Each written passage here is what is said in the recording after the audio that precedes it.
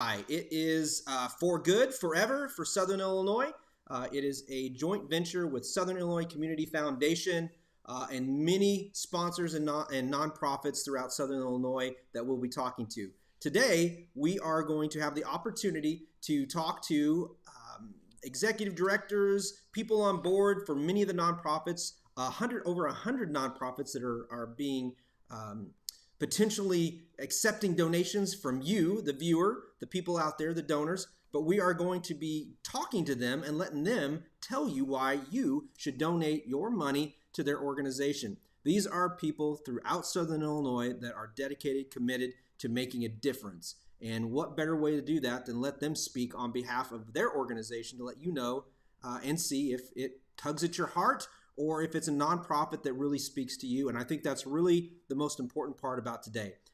This is a day of giving. It is #GivingTuesday, and it is one that is nationally going on.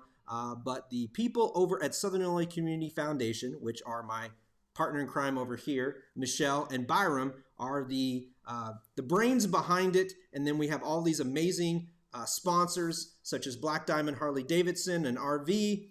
We have Southern Illinois Healthcare, SIU Credit Union, Legence Bank, Freedom Brokers, Tru-Bilt, Banterra Bank, Egyptian Electrical Co-op Association, Watermark Auto Group, Fager-McGee, Tyson Wealth Management, and Harness Digital Marketing. So we have a nice afternoon for you.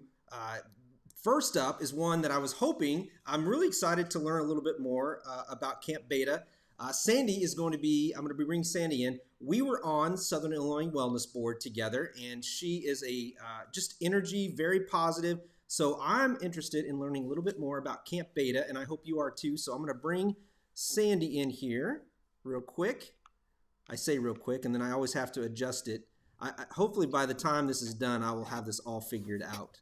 All right, can you scoot back just a smidge? Sorry. And then I don't know if your camera, Maybe not.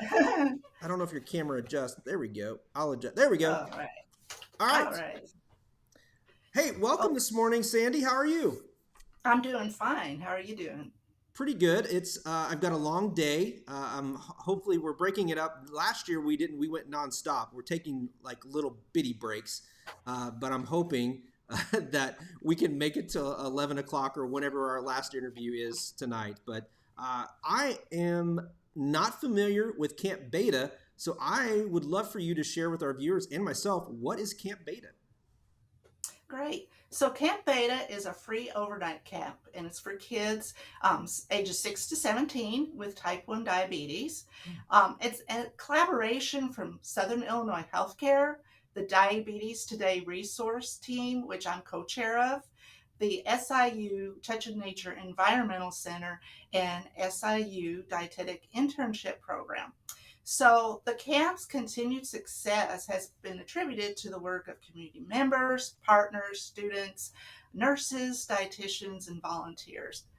The first ever Camp Beta was held October 14th and 15th, 2017, and that was at SIU Touch of Nature Environmental Center. And the kids were able to enjoy activities including hiking and fishing, horseback riding, zip lining, even hayride and campfire. And for many of these kids, this overnight camp is their first experience. They usually don't get to do an overnight camp. So there's similar programs in other states. However, it's too far for them to get to. And so we wanted to bring that here in Southern Illinois so that the children in Southern Illinois with type 1 diabetes can attend.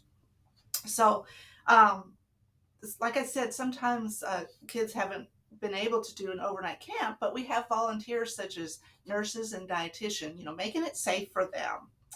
So at the end of the camp, we have a section for the parents, a little like support group, educational, so that they're involved too. And usually that's on the second day. So in order to keep this free, that's why we came on today, because we want to keep this free so that all kids are able to attend. And sometimes we have presenters, like a panel presenters of professionals like SIU football player or a professor over at SIU that have diabetes to show there's things that you can do. You have diabetes, but there's still things that you can do and just have a normal life. So Camp Beta is named for believe in yourself, empower yourself, talk and act. So we want the kids to be able to better manage their diabetes, to believe in themselves, to empower themselves, to, say they're the ones in control, not the diabetes, and to talk. Be willing to ask and help communicate with the right people and your needs. And also act, take action to help your body being physically active, eating healthy, and taking your medications.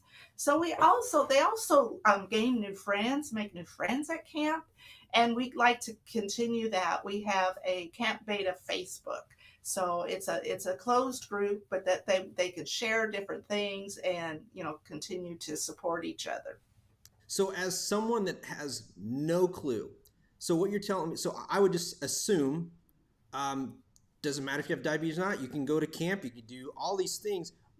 What are some things that are I guess, are there accommodations made, or obviously there's some education, but what is different that they get that's geared more towards these kids instead of just, you can just go to any normal camp? So as I said, we have the nurses there, to make it be a safe camp, but also since it's overnight, and that's a lot of times when the blood sugars go up. Oh. So that they've got that support there. They may go to another camp that might not have a nurse, and then that way the parents feel safe allowing them to go overnight. And that's why a lot of kids don't get to go to an overnight camp.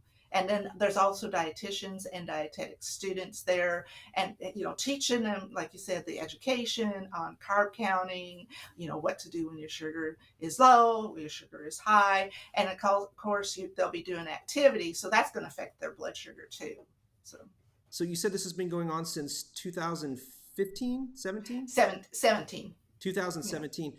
Do you have an idea of how many kids have gone through the camp? So each year there's between like 25 and 30. Oh, wow. So which is really great. And of course they section them off by age groups. So each cabin, has a certain age group, and then they have the volunteers and the nurses, to go with them. So it's kind of as a group, they stay together and do things together, but then they do things with everybody all together also. Excellent. Yeah. Again, like you said, you assume that they can just go to any camp. The overnight part, not knowing that and not having a child, I think the parents are probably, I'd love for you to go, but I'd have to go with you. And then it kind of loses the whole point, but that you guys actually have people monitoring and making sure that it is a completely safe environment. And I'm sure that getting old school outdoor activities is good for any kid, and not using that excuse, right? Well, I can't go because I have diabetes. That's out. Right. That's out the door with you guys because you are able to take care of that. Do you happen to have any stories or anything you want to share with us with a kid that had a great? I do know. I think it was after the first camp. I wasn't able to attend that one, but one of the kids that attended, he took his pod and painted them and sold them to help raise money. But just with anything, the cost, the food, and everything else, and that's why we're wanting to keep it free for them. So just them getting involved and making new friends and continuing to communicate with each other, and then each year, making new friends. So Sandy, when people donate today, and if they want to donate to Camp Beta, it's going towards making sure that the kids, those 25 to 30 kids, are able to attend the camp overnight for free, right? Yes, definitely. Perfect. Is there anything else that you would love for a potential donor to know? No, I just, you can go to hsidn.org and click on the Camp Beta page, and HSIDN stands for Healthy Southern Illinois Delta Network, and we also have other resources on there. But if you go to the Camp Beta page, there for each camp. There's a section with all the pictures, and you can see all the fun that the kids had, learn a little bit more about Camp Beta, and just different information. Shows the Camp Beta Facebook, how to click onto that. And also, if you want to be a volunteer, we always enjoy having new volunteers. And sometimes the volunteers are adults who have type 1 diabetes also. So they have kind of firsthand experience and they can connect with the kids. And I'm sure the kids get a little more buy-in from them as well. Exactly. That's excellent. Thank you so much. Again, if you are interested in donating to Camp Beta, give a call to 618-956-9187, or you can go to www.sicf.org/GiveSI, or you can do the drive up through Banterra Bank or Legence Bank, and you can go through and say, hey, I want to donate to Camp Beta, and here is the amount that I want to give, and we will make sure that amount gets to Sandy, not directly, but Sandy's nonprofit, which is Camp Beta. Sandy, it's always good to see you. I hope that you are keeping Michelle busy over at Southern Illinois Wellness. Trying to. Have a great day. Okay, you too. Thank you. Bye-bye. Bye-bye. All right. Next up, who do we have next? We have Sarah with Franklin Williamson, CAC. Hold on, let me get Sarah. There's Sarah. And now I get to adjust again. Good morning. I think it's still, I have no idea. Good morning, Sarah. Good morning. How are you today? How are you doing today? We are good. First off, thank you for being a part of Give SI and being involved in today's campaign of giving and donating. Just kind of right off the bat, just tell everybody a little bit about the organization and where, if they donate today, where that money's going to go. Yeah, so we are a nonprofit that serves Franklin and Williamson counties. We serve children of physical abuse and sexual abuse, as well as child witnesses to homicide or other violent crimes. All of our cases are referred to us from law enforcement and DCFS. So we work hand in hand with a multidisciplinary team to coordinate investigations of child abuse. So like I said, we work with law enforcement, DCFS, medical providers, mental health providers, and the state's attorney's office to just provide a comprehensive approach through the investigation. And our office is able to provide forensic interviews, which is kind of the first step after an outcry of an abuse. So those forensic interviews, therapy services, core advocacy, medical exams, and then we just follow the case all the way through court and just give a family a consistent person to talk to, whether their case goes on for a week or 5 years. All services that we provide are free of charge to all of the children and families, whether they use us for a week or 5-6 years. We are grateful for the opportunity for Give SI. We have amazing grants that we receive, but as all nonprofits know, grants don't always cover all of an organization's expenses. And funding opportunities like this allow us to go above and beyond whenever we do service the children in our community.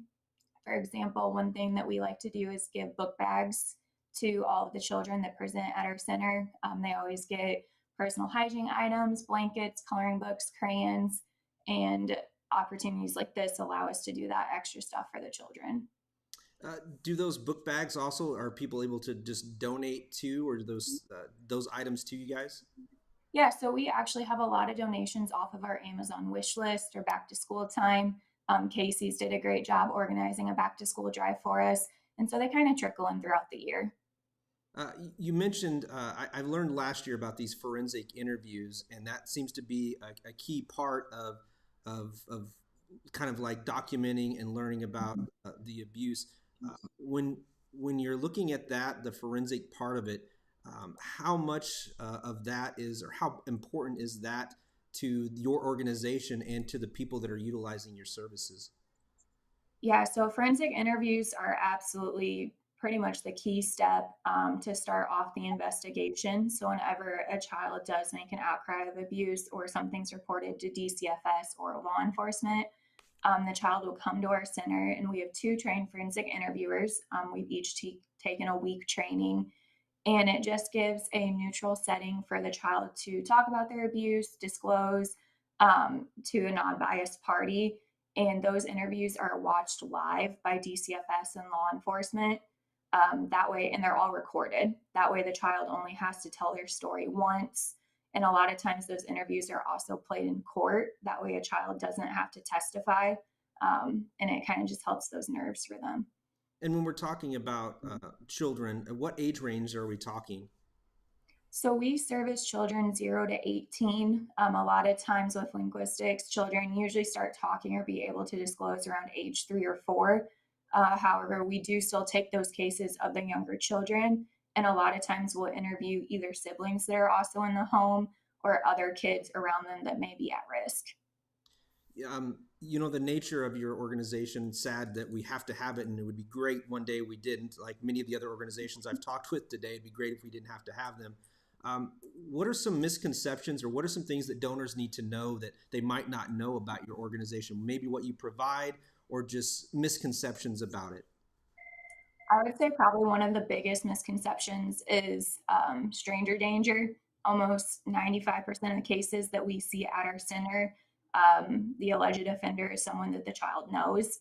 And I know stranger danger, it's always catchy. It's always taught in schools, but unfortunately, that's just not always the case.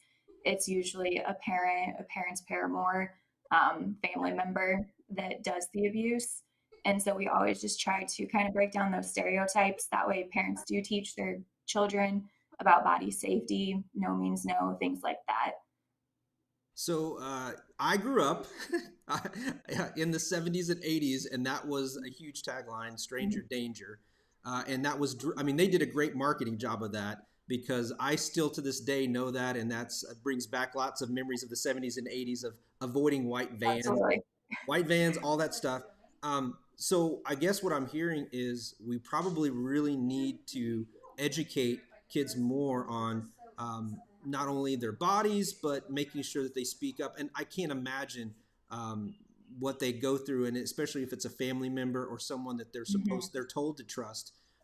So I don't know, and I wish we could do a really good job of marketing and branding that a lot better too. What do you see moving forward? Some solutions. I know that there's no magic bullet, or there's nothing that can fix this overnight, but what are some things that maybe your organization or what we need to do to help decrease the amount of need for your service? Yeah, so I would say prevention is obviously key, but a lot of times we don't know about abuse until it's already happened, or there's unfortunately been more than one victim in a situation. But just teaching your children that their body is theirs, you know, what touches are okay, what are not okay, secrets are not okay to keep. And then also just around the holidays, one of the big things is, you know, don't force your children to go up and hug family members that they don't want to. Kind of let your child have control of their body. If they'd rather give a high five, let them get a high five, things like that. You know, it when you hear it out loud, as a parent, you kind of, and I am a parent, you kind of cringe, because you're like, I think we've all been guilty of that. Go give uncle, go give grandma, go give a hug. And we do that a lot to little kids too, but very good advice. Yeah. So money, like we've already said, is there anything specific that donations will go to for you guys, or is it just going to go to servicing the program and to make sure that these services are free? Yeah, a lot of times donations like this, if we have something pop up, like we have a child that has a need that our grant funding does not meet, we love having these unrestricted dollars to be able to meet those, whether it's bedding or something like that. But then a lot of times it just does help supplement the grant funding that we do receive to ensure that we are able to keep providing these services. Well, thank you all. And as you know, if you want to donate to this amazing nonprofit, what you can do is go to 618-956-9187. We have people available to take your calls and take your donations. And if you feel like you want to go the digital route, because you're already on digital right now, you can go to www.sicf.org/donate. Give SI, or you can go through one of our local banks that is taking donations to the drive-through, Banterra and Legence Bank.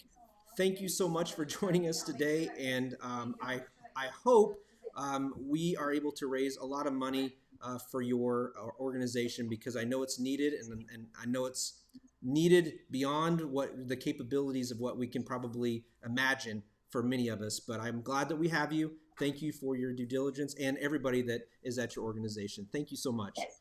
Thank you very much.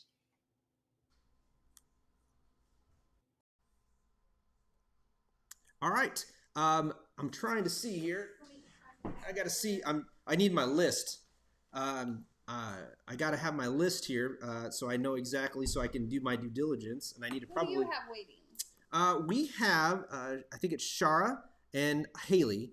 I think you said Shara was supposed to be at PM, but we'll see if we can't squeeze you in, Shara. I don't think we had you at AM and PM, but we'll take a look.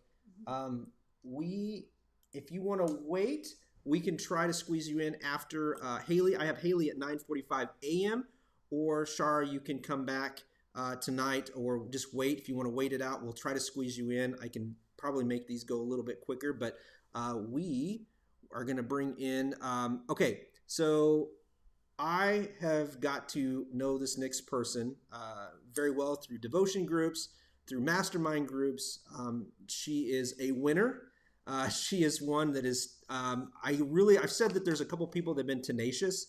I will tell you, Haley is one of the most tenacious, committed. She is a bulldog when it comes to her nonprofit, and I'm really excited to bring her on today. And I hope you guys will absolutely 100% consider making a donation to her organization. So let's bring her in.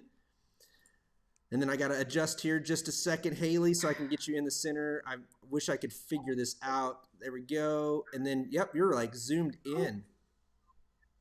That's okay. I'm going to try. Very zoomed. Yeah. Oh, let me move you over. Oh, I can back up a little. Yeah, so, yeah, I don't know if I can make these. I don't think I can adjust these.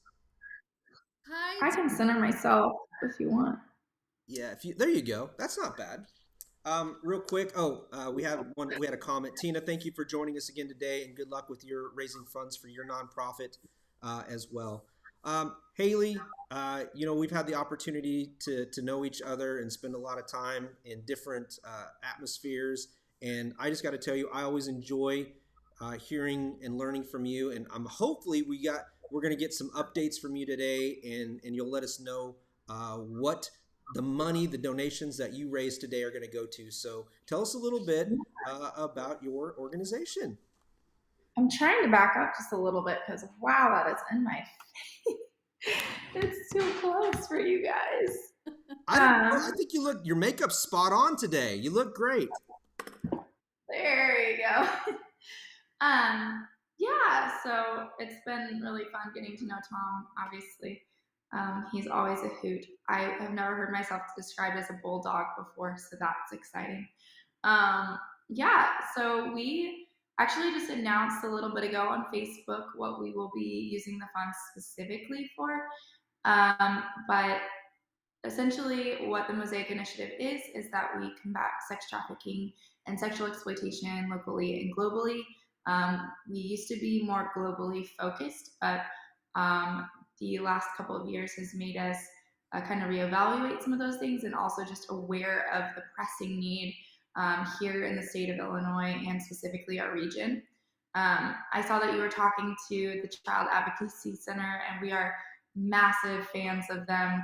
We love them, give them money too, because what they do really bleeds into what we do, and it's so important to have good forensic interviewers and good advocacy for children in this area.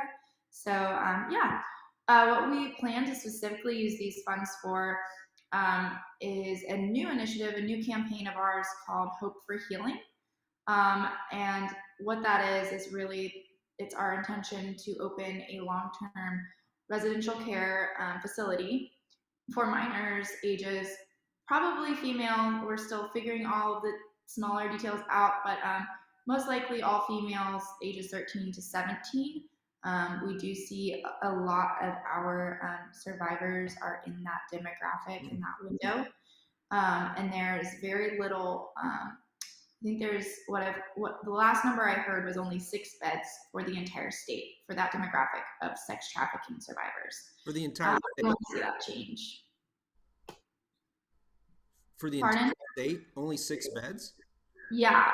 So obviously there's a limited amount of beds that you can have to do excellent work with teenagers, with in a group therapy setting, and when you're trying to create more of a residential environment that's created more for that deep inner healing that needs to take place.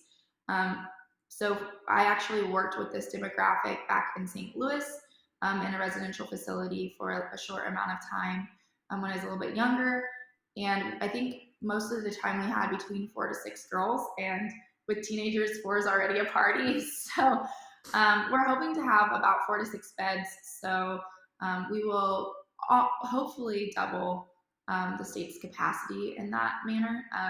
It's definitely we're in the beginning processes of this whole campaign. So we just launched today, even letting our donors know that that's what our goal is, but that will be from now on our primary focus.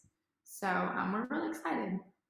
I think when I first met you at the coffee shop in Carterville, and you were telling me about this program, your nonprofit, I was like, Southern Illinois? What? Really? And I know that your focus was globally, but we had talked about locally. I just want you to spend a little bit of time and kind of just let people connect and understand of what's going on with what you can tell and what you can say. But I think they really need to have a realization that this is a real serious issue in our region, because I think it just needs to be said over and over until it sinks in. Yeah. So there's not a ton of studies on our particular area at the moment, but there was a study done on the state of Illinois. I want to say it was 2018, but don't quote me on it. What you can quote me on is only 28% of voters believed it was sex trafficking, human trafficking was affecting their area. That same year, Illinois ranked 11th for the amount of trafficking that we saw in the state. Now, I think what typically is what I see a lot, the mentality is, oh, it's a Chicago problem, that's why our numbers are so high. But that's just not the case, especially when we live so close to so many interstates and there's so much travel here. You see a lot of that. We have a massive opioid crisis that our law enforcement are fighting as hard as they can, and there's a lot of overlap. Anytime you see people in vulnerable situations, you're going to find trafficking. It is affecting our area. I can tell you that with absolute certainty. I think actually one of the groups that you are interviewing later, it's Restoration 61. We absolutely love them too. They're coming in and doing some long-term care for adults. So it's going to be, there's an initiative with multiple agencies now, but they are primarily the main other organization for the whole southern half of the state that I'm aware of. And so there just is a huge need here. I went with them on an outreach project not that long ago. We canvassed hotels, and I think it was 9 out of 10 of them had seen signs of trafficking. So yes, it is very much an issue here. I would say too, with the cases that the last group talked about, you not only see relatives or people close to them or people who have access to younger kids or teenagers, not just sexually abusing them, but also trying to make some sort of gain, whether that's monetary or drugs or whatever, through exploiting their vulnerable children or teenagers. So you see a lot of that.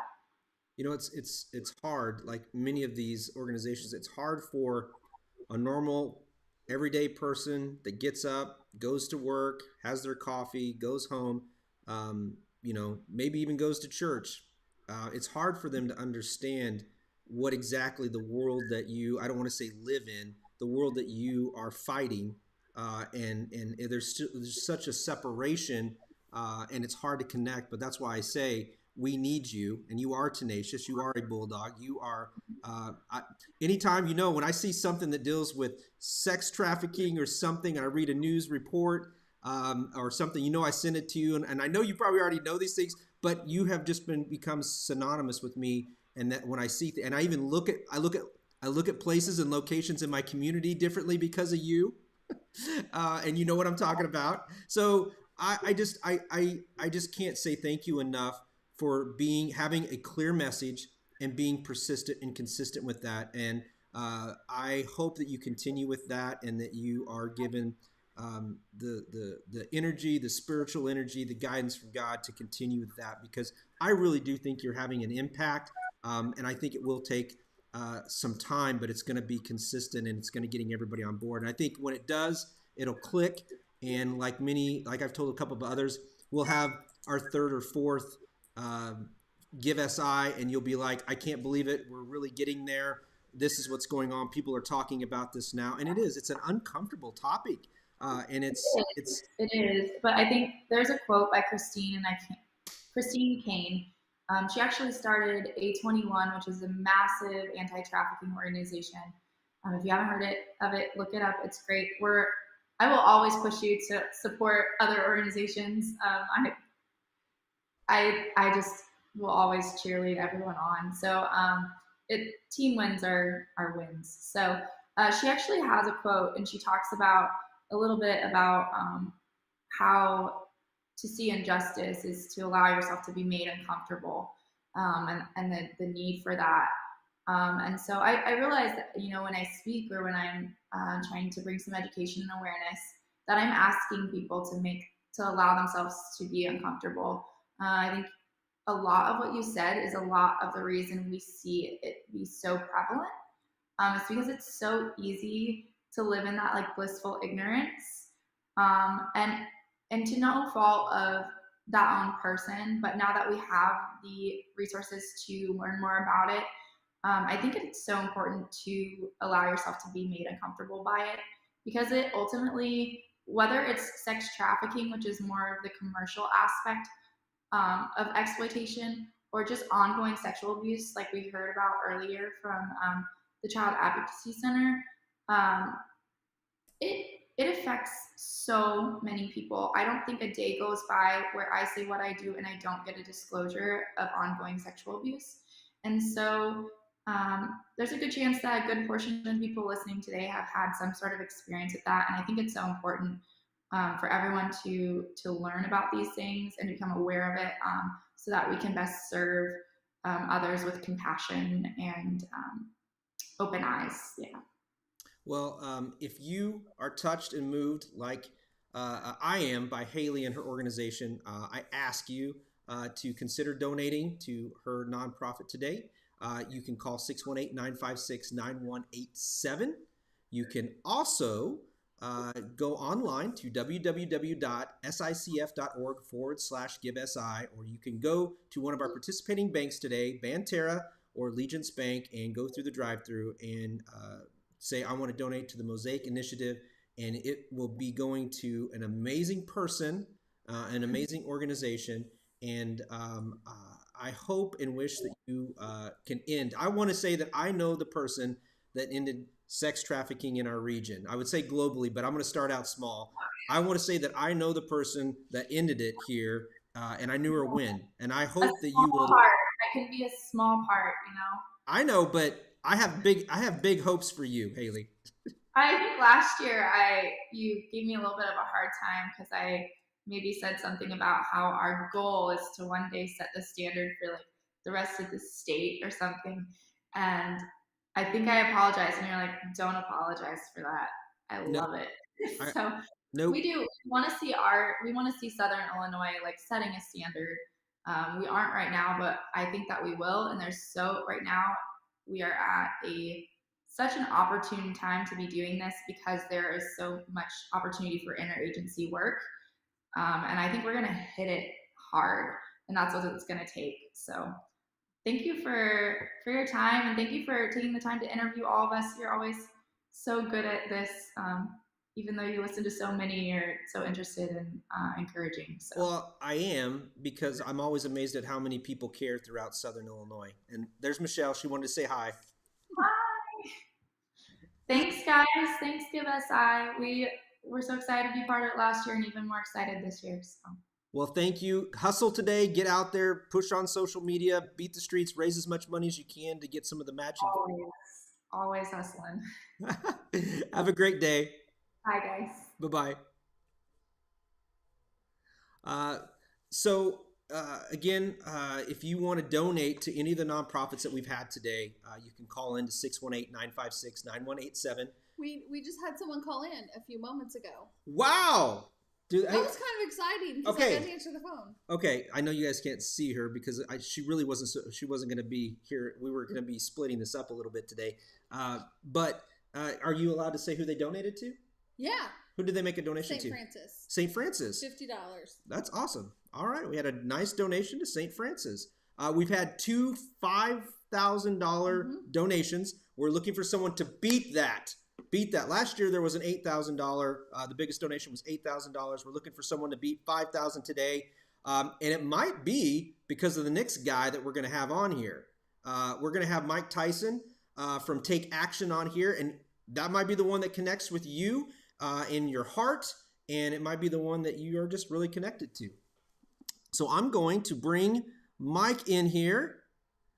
Hey, there's Mike. Let me adjust this real quick, Mike, and we'll try to get you in here. I tried to go a little bit bigger this year, and then I made it. There we go. All right. Go big or go home. Go big or go home. All right. So what's up, my man? Not much. I'm trying to make it today. I figured if I wore the $1 million suit that it would help subliminally get people to donate, but I'm hoping it's working. Yeah, there you go. Before we start, rain on us, huh? Yeah, before we start, hold on. We've got a couple of people. Jeffrey's on, says thank you to the 5,000 donation to Bald Knob Cross of Peace. And Tina, Tina just gave some hearts today. Thank you, Tina. And Jeffrey, we'll see Jeffrey a little bit later today. But right now, we have Mike Tyson. You look a little different, Mike. You look a little bit better. You look like you haven't been beat up as much as some. So Mike is with Take Action, and tell us a little bit about Take Action today.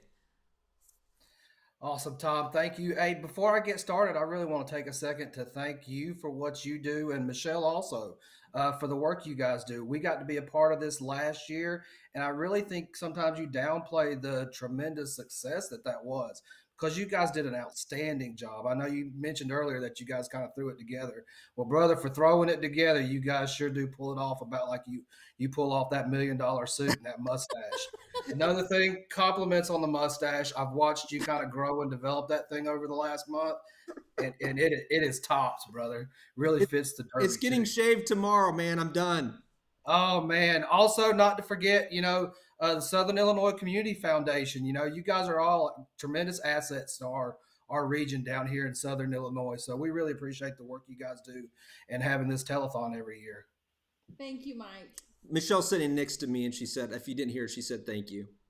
Yeah, I know you guys are involved in other not-for-profit work too. So for you guys to sacrifice all this time for the rest of us, especially like our organization, we're really young and really trying to grow and develop some momentum. And you guys have been tremendous supporters of ours, and we really appreciate that. I'm just a Mike Tyson fan. That's it. Hey, I don't know who makes the decisions and gives out the big prestigious awards in Southern Illinois, but you guys definitely deserve one. That is for sure. I will take that award with Michelle and Byron, because I will tell you, I'm just riding their coattails. I just like being a part of them. But so tell us a little about Take Action. Let these people know what they can donate to. Yeah, man. So I'm the founder and director of an organization called Take Action Today. And what we are is we're a recovery community organization. And what that means is that our organization is made up and governed by people who are in recovery from substance use, homelessness, people who are formerly incarcerated, many of the other destructive issues that come along with those types of lifestyles. Well, we've all kind of come together and created this organization because we want to have an impact in Southern Illinois, just like what you guys do through some of the work you do. We want to see a positive, vibrant recovery community develop in Southern Illinois so that the many people in Southern Illinois who are successful in long-term recovery, like myself, like many of the other people in our organization, so that we have a positive community to be a member of, something to connect ourselves with, something to draw purpose and meaning for, that we really can kind of give back and help other people overcome some of the issues that we've overcome in our lifestyle. We believe that our lived experience gives us a very unique perspective in dealing with some of these social issues that many of our rural communities in Southern Illinois face. So kind of what's interesting about today is today's a 2-year anniversary of how our organization got started. 2 years ago, after a homeless gentleman passed away in West Frankfort, which is where I live at, a couple of us got together and started a community action group and actually held a Thanksgiving dinner for the homeless and people who struggle with substance use issues around West Frankfort. We ended up serving 100 hot meals that day. Wow. And giving out like 30 care packages with blankets, clothes, and resource information. And it was a really great event, and it kind of launched us. Several of us kind of took things the next step further. And in 2020, we actually organized and formed a board, developed and became an actual incorporated and became an actual 501c3 not-for-profit, which has really opened the door to us to really have a larger impact. We started out trying to just have a positive impact in West Frankfort. That kind of quickly grew to Franklin County. Now our organization serves Franklin, Jefferson, Perry, and Williamson County. And what we do in those counties is we support people who are struggling to overcome substance use and homelessness. We provide what's called peer support services, which, as I mentioned earlier, is one person with lived experience helping another person who's going through some of these things. We take people, like I said, who have these lived experience, who are a couple years into recovery and doing well in their life, and we train them and we empower them to turn around and work as peers. So now we're not only supporting the person that we're giving our direct service to, which we call it recovery coaching, but we're also supporting people in long-term recovery by giving them professional certifications, professional trainings, and giving them really a kind of a different job. It's really a very empowering process of what we do at Take Action today. And a large way that we do that is through the development of recovery resource centers. So back on October 2nd, we opened our first recovery resource center through a collaboration with another not-for-profit who will be featured on here later, the J-City Center for Hope and Renewal. There we actually have a building where we have offices, and we have 3 staff members, 2 of which do the recovery coaching and provide the peer support services. Another one of our staff members is an opioid response program coordinator, and she actually targets some of our focus towards the opioid epidemic and helping develop some solutions for that epidemic for rural communities. So we've got some really good things going on in that resource center, and that's kind of what's brought us here today, as well as being a part of this amazing event, is that we are trying to raise money to finish off our resource center. It's a 2-level building. It's actually an old home is what it is. Really big emphasis that we have at our resource centers to create a warm, welcoming environment for people to come in where they won't encounter the stigma that they often encounter. Even in agencies that are set up to support them, oftentimes people that experience substance use and experience homelessness still encounter stigma with those same people. So we create a warm, welcoming environment there in our resource center. They come in, sometimes they just get a cup of coffee, a warm welcome, a warm handshake. Sometimes they come in and receive some of our peer support services. We hope to eventually have groups set up, mutual support groups like AA, NA, Al-Anon and stuff to really provide well-rounded support for these people. But we have a basement there also. Okay, and that basement needs to have some more rehab work done to it so we can open it up and expand our services because we have really been fortunate to build some great momentum over the last year and a half of our organization. And a lot of that's because of the good work that our people are doing, but also the good support that we have received from people like the Southern Illinois Community Foundation and through stuff like this. But so we want to remodel that basement so that we can bring on more staff in 2022. We hope to really over 2022 hope to establish a couple more resource centers and bring on about 7 or 8 more staff. But for right now, we need more room. We're kind of busting at the seams with what we have, and we need to get into that basement, get it rehabbed a little bit so we can set up a podcast studio. We want to be just like you guys at Harness Digital Marketing, have our own podcast studio where we can promote other recovery programs in Southern Illinois and also help people share their story. A large part of what our organization does is puts a different face on substance use and homelessness in Southern Illinois. We really work to highlight the people who have recovered from these issues. So what we're trying to do, like I say, is draw some of those people out, giving them something positive to connect to. And then with our podcast, we give them an opportunity to share their story. And that story, that them sharing that story helps spread more hope to our regions. I mean, as you know, living in Southern Illinois, many of our rural communities are hurting desperately. If it wasn't methamphetamines, it was the opioid epidemic, it was job loss, and then we all got hit by Corona. People need hope in their lives. These rural communities need hope. Oftentimes, we are sometimes the forgotten voice out there. So what our organization does is give a voice to those people struggling with substance use and homelessness in those rural communities.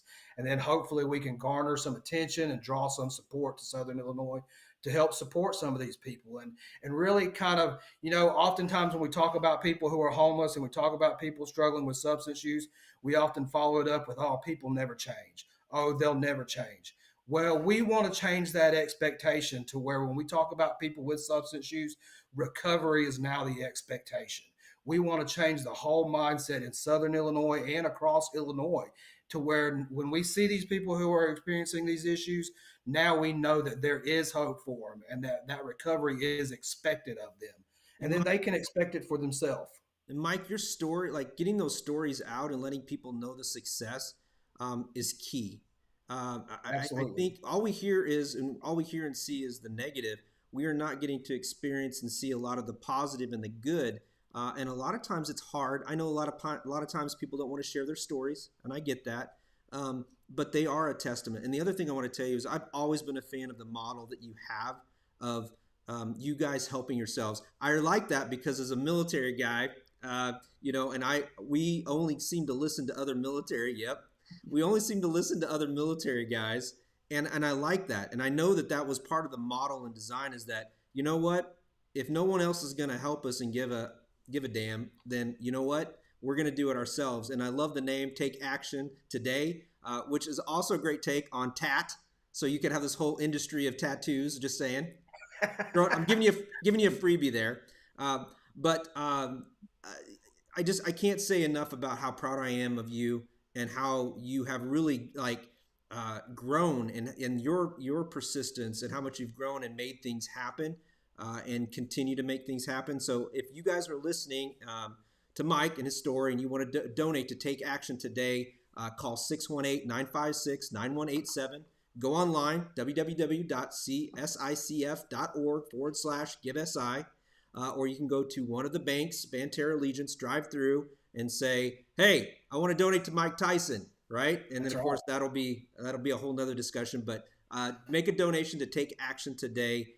And I know that you are doing great work with that. And I hope if you're listening that Mike really connected with you and this is an organization. I say that a lot and I sound redundant, but it's like when I hear all these great stories and I know all these people personally or I know them, it's hard because I want you all to get what you want and what you need. But you are an amazing man and your heart is big and I know that we're seeing right now the positive and the joys, and I know there's setbacks and there's challenging times, but thank you for fighting through them and fighting for those that are homeless and dealing with recovery in Southern Illinois. So thank you, Mike. Thanks, Tom. Thanks for all you guys do. You have a great day. Go out there, hustle, make some money, okay? You too, brother. All right. I'll try to do my best on this end. Bye.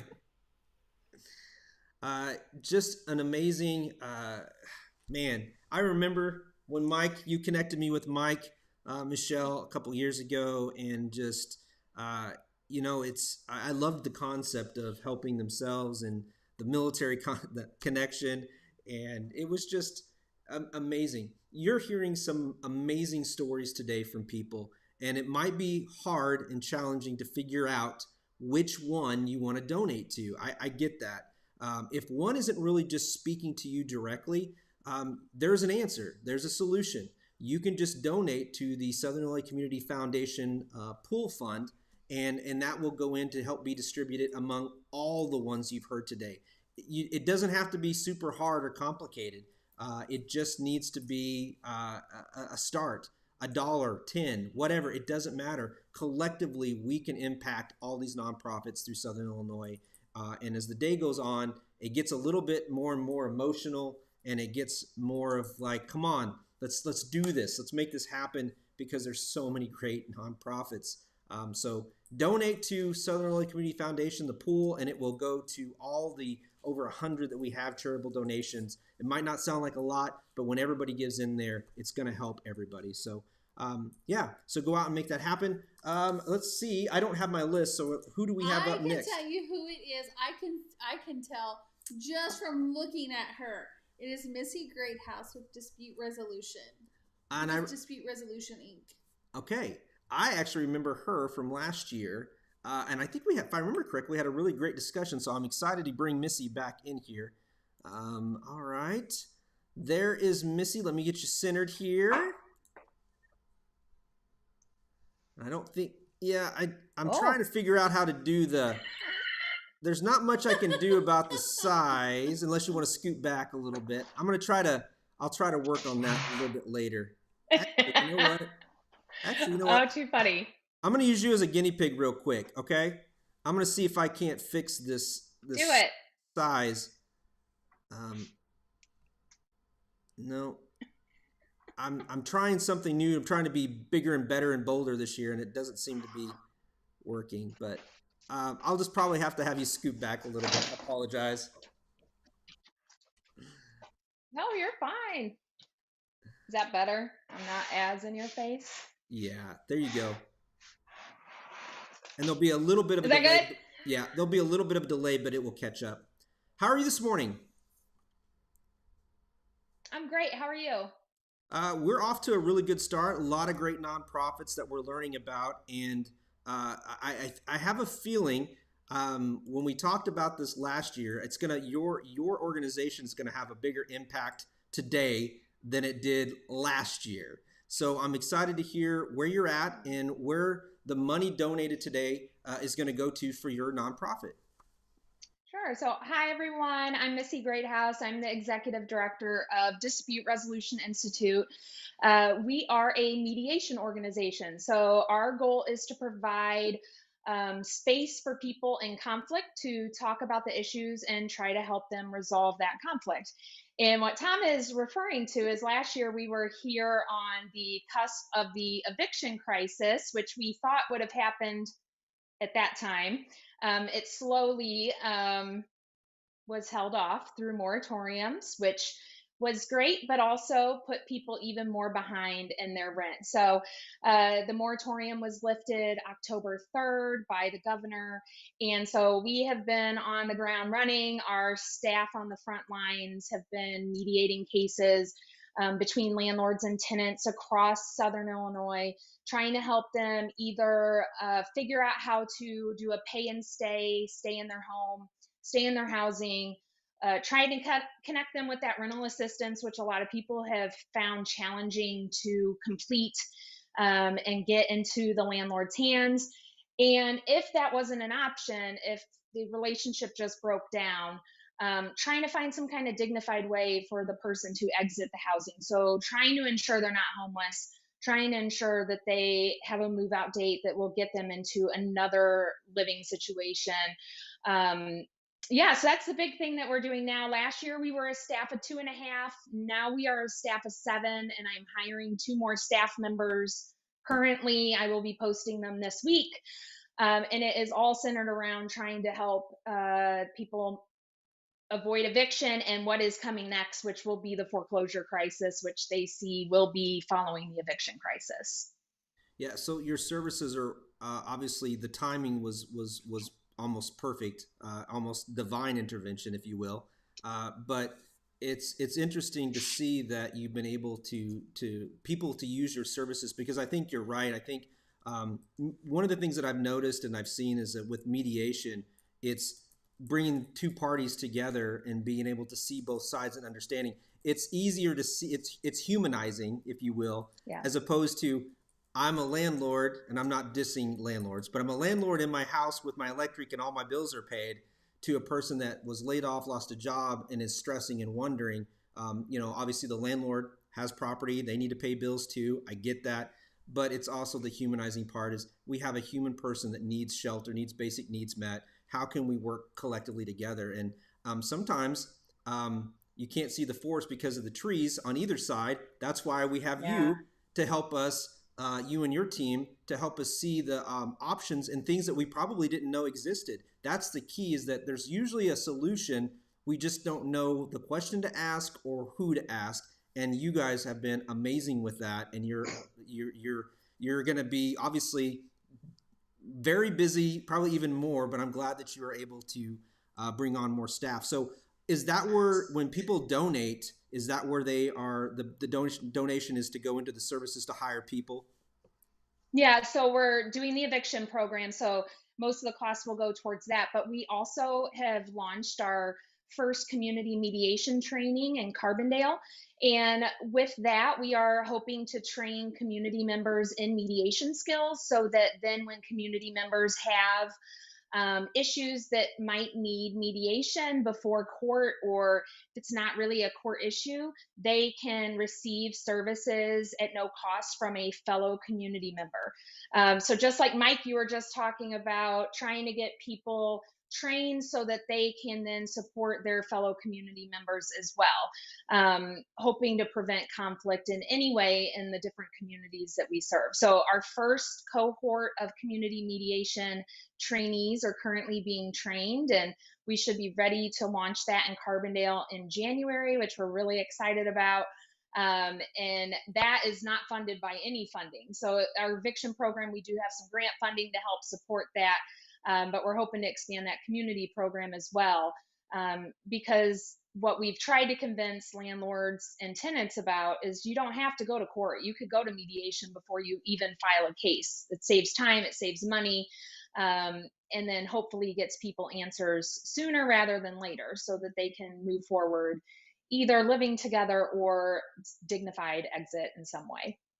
Missy, are you finding that each mediation is very unique and different, or is there a pattern? Or because you might be dealing, I mean, in our area, Carbondale, a lot of the properties owned by specific landlords, so you could be going back and dealing with the same one over and over. Yeah.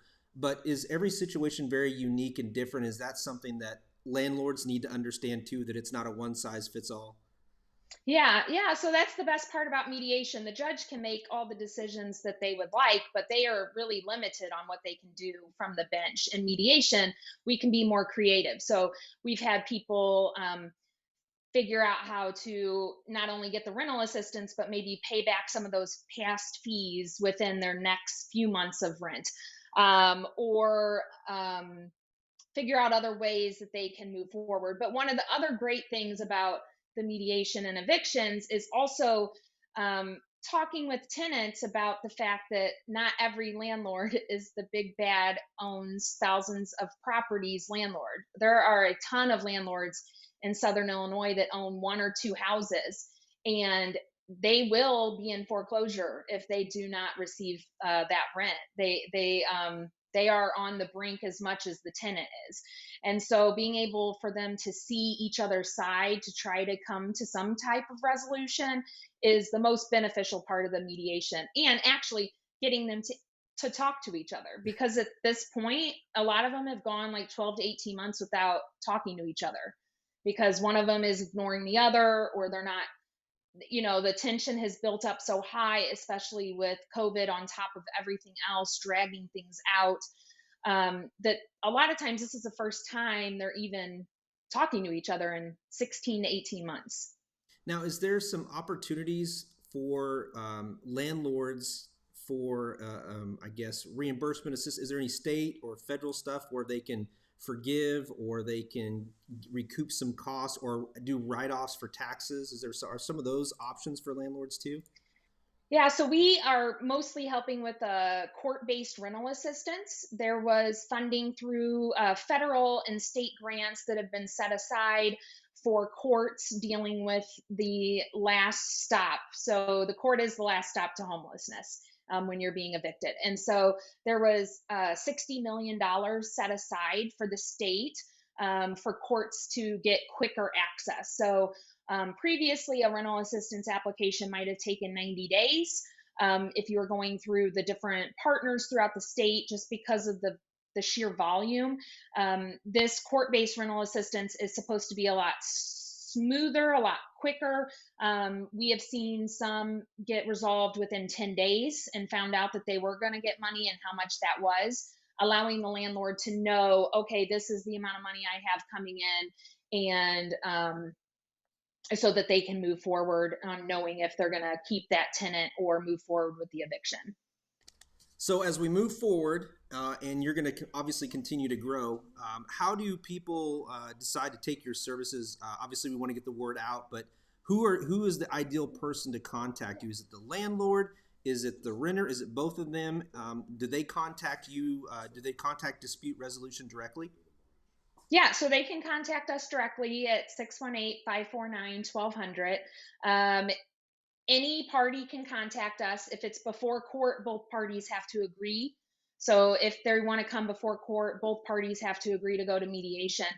If it's a court-based program, and right now in Jackson and Williamson County, we have staff that appear at every first appearance to talk with landlords and tenants to see if mediation is appropriate.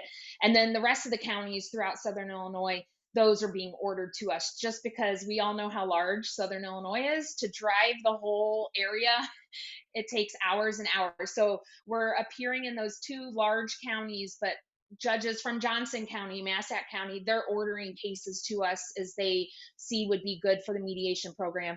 And then the great thing that we've learned over the last year with COVID is you can mediate online. We would never have really forced mediation online. I love being in person. I love mediating in person, but it's just not possible at all times right now, especially with COVID. So we're able to do mediations by Zoom, by phone, or in person, to try to help meet people where they are and make them as most comfortable as possible.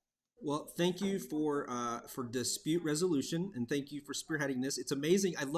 I'm glad to hear people coming back, and what I'm hearing is, I don't know if it's a good thing, but what I am hearing is that a lot of people are hiring more and they're growing out of this pandemic that we've all gone through and had experienced together. So I'm very appreciative that you are there and that you're needed. Sadly that you're needed, but if we do, we've got you. And I'm hoping that you are coming to some resolutions with everybody. So thank you very much. Thank you so much, Tom. And hi, Michelle. She's in the back over here. I'll pass it on. Michelle, wherever you are.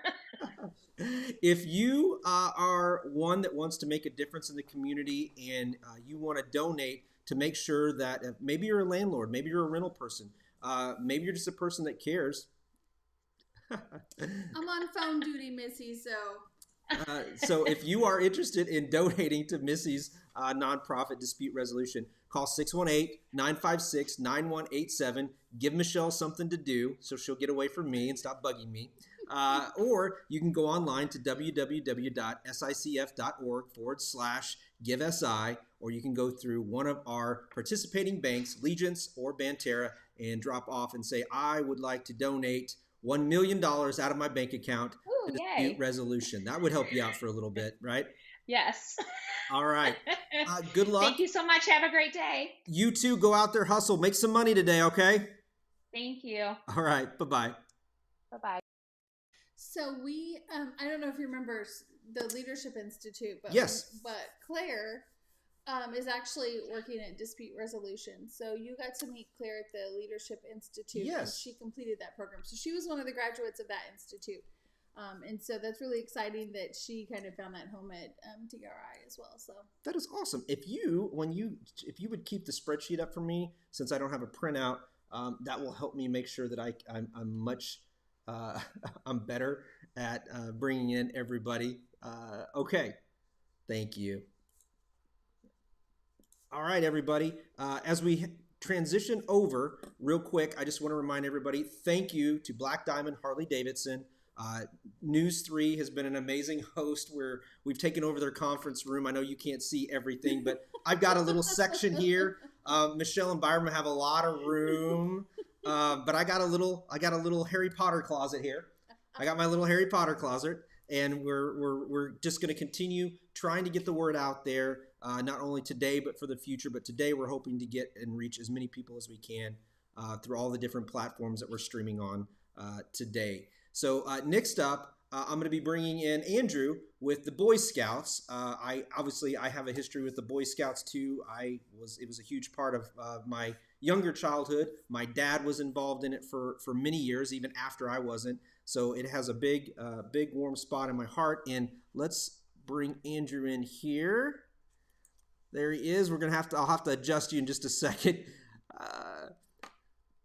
Someday I'm going to figure this out, but hey, there he is. Good morning. Oh, I think we can't hear you, Andrew. It's muted on your end, I think. We don't have audio. Nope. Can we have you? Yep, I can't hear you. So I'm going to have you close out and come back real quick, okay? All right. You know, what's great about Facebook Live is that we're not, a news channel that has to be perfect. Those poor guys. Oh, I was thinking the same thing. I thought if people want to hear like the real version and where it's not scripted. Can we hear you? I hope that's better. Yes. Oh, perfect. Perfect. Yay. Chalk one up for technology. Yay. Hey, worst case scenario, turn it off, turn it back on. Right. Reboot. Yeah, exactly. That's what the IT department always tells me. All the time.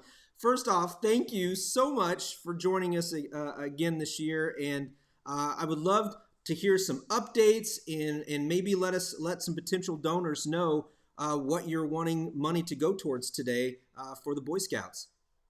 Yeah, fantastic. So I can tell you this year, the Greater St. Louis Area Council has recruited about 5,200 people, and then we'll be able to explore that, growing the council a little bit more. So these donations are working towards that. So you're growing the Boy Scouts. I'll be just a couple of minutes. Okay. Thank you.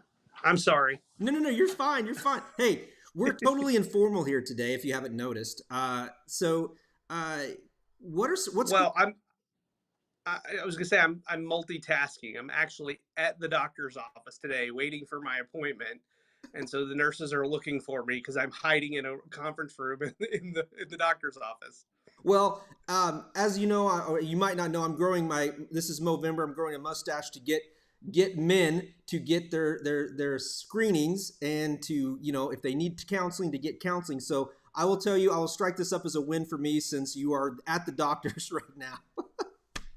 Yep. It's a good day for that. I'm, like I said, multitasking. So a couple of things going on. I'm here for my annual physical, and that's going to be one of the things that they are going to check for. But also I'm here to get my COVID booster shot. So just go ahead and put that out there. It's one of those things as a public facing person, I have to be protective of not just myself, but those people that I meet and interact with too on a daily basis. So that's really important to me. But talking more about the donations and what they're going to be used for, these donations that we're seeking, we're looking for about $2,500 is the goal that we've listed, and what that equates to is about 10 scouts support for the entire year, because it costs about $250 to support one scout through the entire year.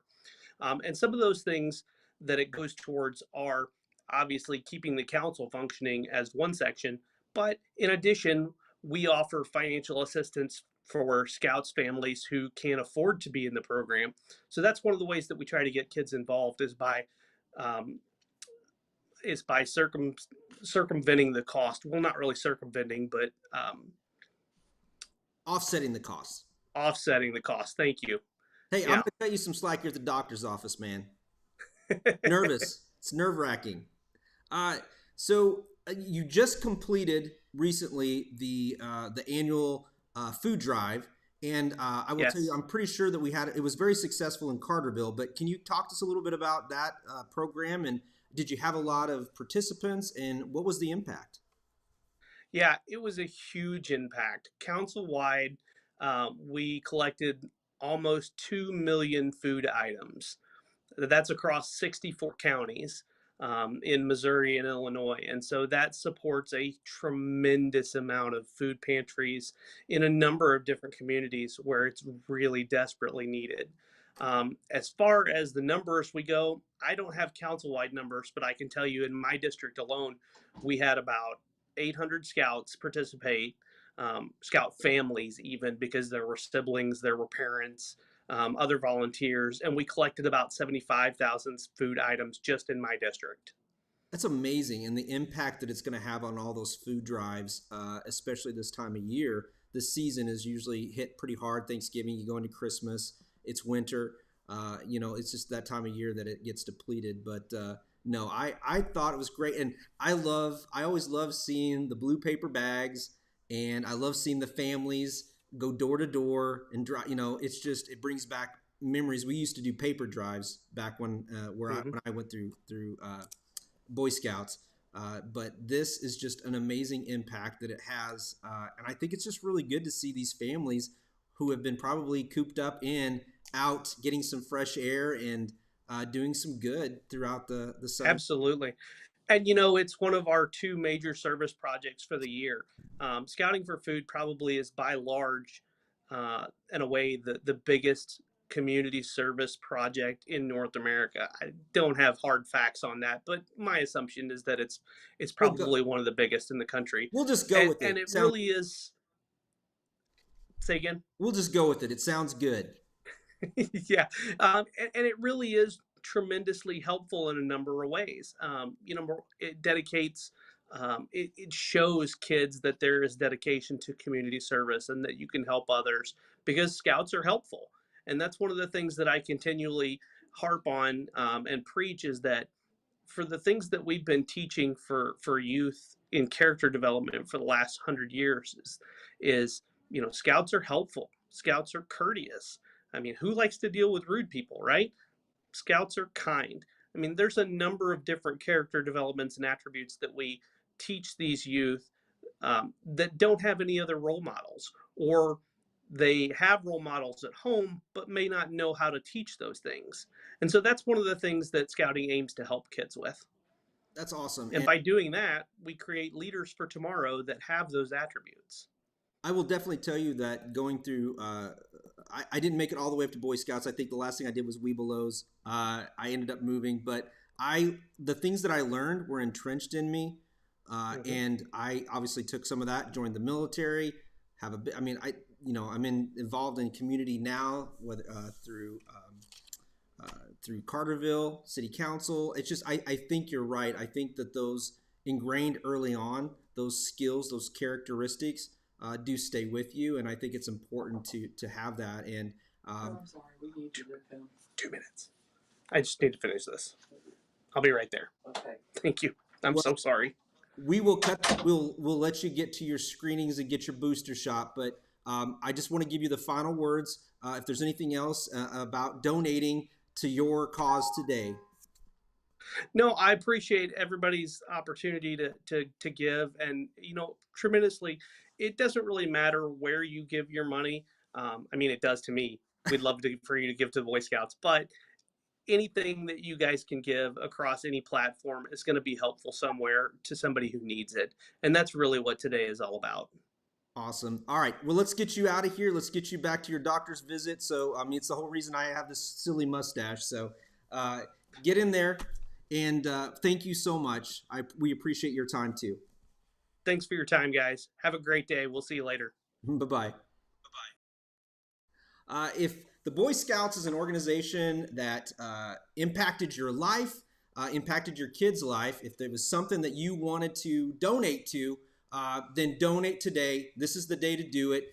Your donation is going to have a bigger impact than it will any other time because of the matching funds that will be put into it by the Southern Illinois Community Foundation because of Give SI.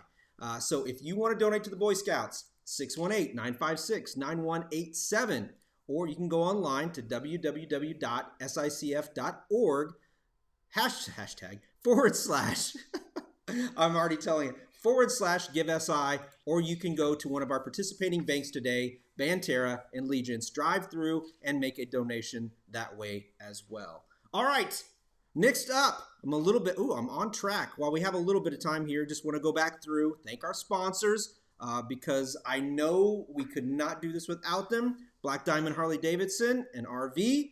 I'm going to thank them. Southern Illinois Community Foundation. They're kind of a big deal. Michelle and Byram are very important to me, and they should be important to all of you and all the nonprofits out there. Black Diamond, we talked about. Southern Illinois Healthcare, SIU Credit Union, Legence Bank, Freedom Brokers, Tru-Bilt, Banterra Bank, Egyptian Electric Cooperative Association, Watermark Auto Group, Fager-McGee, Tyson Wealth Management, and Harness Digital Marketing. Thank you all for your time, your donations, your commitment, everything that you've done to make this a successful day. All right, next up, thank you, Michelle. Michelle made me a list so I can have everybody, but I don't have names, but that's okay. I'll figure it out. Next up, I believe, I think, which one do we have here? Rachel? Humane? Yes. Okay. I'm glad I have a partner in crime here. All right, I'm going to bring Rachel in here. Let's see here if I can get her centered here real quick. Hello. Hey. If you can, sorry, I can't adjust your own screen, so you can either keep it or slide back and adjust. There you go. I'll give you a second. There you go. So, Rachel, welcome. Thank you for joining us today. You are obviously with the Humane Society. Tell us people kind of have an idea about the Humane Society, but tell us a little bit and maybe something they don't know about the Humane Society. Yeah, absolutely. So we are the only open access facility in all of Jackson County and many other counties throughout Southern Illinois. We were founded in 1957, and our mission is just to house all of the homeless pets that need it. So what it means to be open access is that we will not turn anybody away. We accept every animal that's brought to us, as long as it's a domesticated animal, so like no raccoons, but so we house any animal that's brought to us. We can't say no, so that's what we're here to do, is just be a resource and a shelter for all of the homeless pets. We have two main programs where we try to help out the animals and our community. We have Pennies for Pets, which is our low-cost spay or neuter voucher program. So that's what a lot of our donations go toward, where we sell $45 vouchers every month to anybody who comes and needs one, so that they can get their pet spayed or neutered for a good price. And then our other program that we do is our rescue program. We see an intake of like 2,000 to 3,000 pets every year. And we have a very small adoption program. So the way that we keep our save rate so high is we send animals out to no-kill shelters throughout all of Illinois and even neighboring states. Excellent. Perfect timing. Valerie commented real quick. She said, love the suit, Tom. And then she said, how can I donate to this shelter? Well, that is a great question, Valerie. You can call in 618-956-9187, Valerie, or you can go to www.sicf.org/GiveSI. There's a donate page. You will click on donate. You'll scroll down to the Humane Shelter, and I think you will make Rachel a very happy person today. And if you're out and about, the other thing that you can do is you can go through the drive-through of a Banterra or a Legence Bank, and you can say, I would like to donate to Give SI, to the humane shelter, and then the amount that you would like. So Valor, there's 3 options there. If you call in though, you're going to get my buddy over here, Michelle, and she will take your donation on the phone, and we'll get that entered as well. So those are the 3 ways. Rachel, I love the fact that you have these vouchers for spayed and neutering, and I'm guessing 45. They buy these 45. What can be the price range for someone to go and get their pets spayed or neutered? It depends on the vet. What we do is, so the person pays 45 and then we match it. So that's where the donations come into play. So you're really getting a spay or neuter for 90. And I think a lot of vets run about 150 up to 200 and 300 that I've heard. So it's a really good deal. Awesome. So today, obviously, everybody's going to be donating, hopefully, to the humane shelter. Valerie, obviously, is going to be one of those people, and we thank her for that. Is there anything specific that these funds are going to go to today, or is it going to just go to a multitude of projects that you have? We do have a lot of different kind of little projects going on, but mainly the Pennies for Pets low-cost spay-neuter vouchers, they are only donation-based. So if we don't get the appropriate funds every month, we can't offer them. So that's one of the main things. And then the other thing is for our rescue program, just to transport animals across Illinois, it costs like $10 to $20 per animal just to, pay for the gas to transport them. So the donations that we get go toward getting animals on our transport van so that we can get them somewhere safe where they're not at risk. Excellent. So I think you're on location. I think I heard some pups in the back. Probably. It's not loud. It's cute because you're actually on location. So I appreciate you taking the time away from caring from the taking care of the pets themselves. When people come into this area and they are wanting to bring pets that they found, like I think we all have those in communities. I'm in Carterville, a lot of stray cats, a lot of things that are abandoned. What are some things that we need to know as a person finding these pets and bringing them to you? What are some things that we need to be aware of? Yeah, absolutely. Number one, if you find a stray animal, check for tags, collar, any kind of identification, even a rabies tag. We're able to look up the vet that gave that rabies tag out. So that's super helpful. Take them to a vet or a shelter to be microchipped, or microchip scanned, I'm sorry. If you're not able to do that, you can always call animal control or like your local PD if animal control is not in. But mainly I want to get them checked for a microchip first. And then if they don't have a chip or you can't get a hold of their owner, if you're located in Jackson County, you would just give us a call and say, I found this pet. Here's all of the information. Here's where I found it. And you can either bring that pet to us and we can do a stray hold, or you can hang on to the pet and do the stray hold while posting on Facebook. And, you make a found report with us. So, you can cover all of your bases and still do a stray hold yourself if you'd like to. But otherwise, that's what we're here for. Excellent. And then, I'm sorry if I ask a question that is that you can't answer, but I thought, so if people are looking for pets, they can go there, because is that correct too? Like if they're looking for pets? Like to adopt, or they have a missing pet? To adopt or missing, but I guess missing for sure, but to adopt? To adopt, ever since COVID, we started doing everything by appointment only. And that actually helps things run a little bit smoother around here too. So that's how we prefer to do it. But if you're looking to adopt, give us a call. We can give you information on any animal we've got. We also have an online adoption survey on our Facebook page. So you can fill that out. We get it straight to our email. And from that, we give people calls and schedule a meet and greet from there. But we also have photos and information of every adoptable pet on our Facebook page. That is awesome. Now, I know we're getting into the season where people want to, give kittens and cats and puppies and dogs. Just real quick, how about some do's and don'ts about using pets for gifts during this time of season and things that you've noticed and you've seen? The way we do it here for adopting through us is we require everybody in the house to come and meet the pet first. So For us, there really isn't any kind of like, oh, I'm going to surprise somebody with this pet. We just ask that everybody come and meet first. Everybody's aware of what's going on. If you're going to give a pet as a gift, I would just make sure the person's aware of it ahead of time and can prepare for it appropriately. I just wouldn't want anyone to be blindsided with a puppy or a kitten, especially because it's a lot of work. Yes, as many people well know, there's the Hallmark version of getting the puppy and it's cute, and that's all you see. And then that's like 25%, and the 75% is the reality of the whining, the tearing up, the needing out. Immediate destruction. Yes.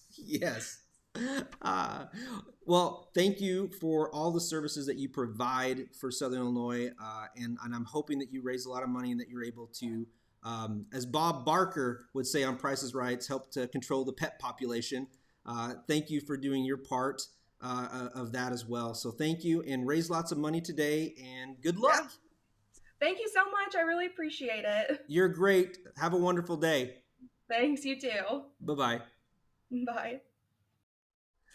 So if the Humane Shelter, I'm going to keep referring back to Valerie, but if the Humane Shelter speaks to you like it did Valerie, give us a call, 618-956-9187. You can go online to www.sicf.org/GiveSI, or go through one of the participating banks, Banterra or Legence, and say, hey, I want to donate. You don't have to say it exactly that way, hey, but you can say, I would like to donate to the Humane Shelter, and that money will be going towards those vouchers for spayed and neutering of pets. Domestic, no raccoons. No raccoons. No raccoons. Noted. No, or alligators for that matter. So Do you have an alligator? No, I do not. So let's see. Let's see who we have up. See, it's just not the same without that fingernail, is it? It is not. Oh, okay. All right. Let me. I highlighted them green for you, so you just look at the next one. The name didn't match up. That's why I was. That's why I didn't know. All right, give me just a second. All right. It looks like up next we have Honor Guard, which speaks to my heart. We have Camille here. Let's bring her in. What? Okay. Camille, good. Not with Honor Guard. Oh, okay. Well, I'm sorry. That's the one I had up next by you. Let's hold on just a second. Let me bring her in here real quick. I'll adjust her here a little bit. Good morning, Camille. Oh, looks like. Good morning. Can you hear me okay? Oh, yes. We just had a little bit of a lag. It's at first it gives a little bit, but we have you. How are you today? I'm great. How are you? I'm hanging in there today. Hopefully we can get a lot of money raised for all these nonprofits and make a difference throughout Southern Illinois.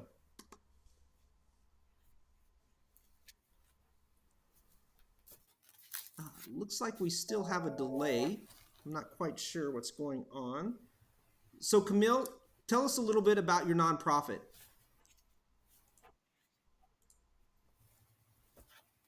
Sure. I'm with the Southern Illinois Coalition for the Homeless, and we are an organization located mainly in Marion.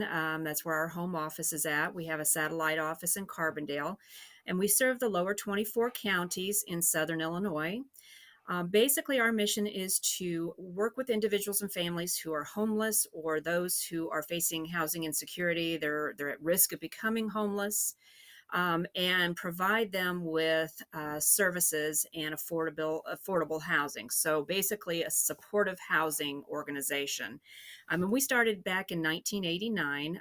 At that point, it was an organization primarily focused on helping people, helping households, helping families, individuals become homeowners through our Homeless to Homebuyer program. But over the years, we have grown into basically a supportive housing program. We still have the homebuyer program, but we also offer transitional housing, rapid rehousing, and permanent supportive housing. With the donations made today, do you have a specific project? Is there anything specific that these funds are going to go to that are raised for your project today? The funds that are raised today will basically go into our general fund. We receive state and federal grants, and with those grants, of course, they require that we provide a certain amount as well from local donations, other sources. So it equates to about $51,000 a year that we have to raise or come up with to be able to bring in the larger federal and state grants. Our programs, the grants help cover things such as supportive services, that being case management, life skills instruction, help with budgeting, help with counseling services, and those types of things. And then we have grants that also help with leasing, but oftentimes some of those other things that aren't covered by grants have to come from local fundraising dollars. What are some of the other events that you guys participate in or do throughout the year to help raise that money? Well, we have been lucky enough to, in the past, prior to COVID, we've had usually an event each year. We've had a dodgeball tournament, for instance. We did an auction. And then we've also worked with some local banks and foundations and things like that to help raise money for us, in addition just to our annual appeal that we send out every year to help raise funds. But COVID's put a damper on a lot of the activities that we would like to do, not only to raise money, but to also raise awareness about the issues of homelessness here in Southern Illinois. And so, we're very appreciative for this opportunity to be able to raise money, but also to get our information out there to the people as well. Let's talk a little bit about the homeless that you talk about, making awareness.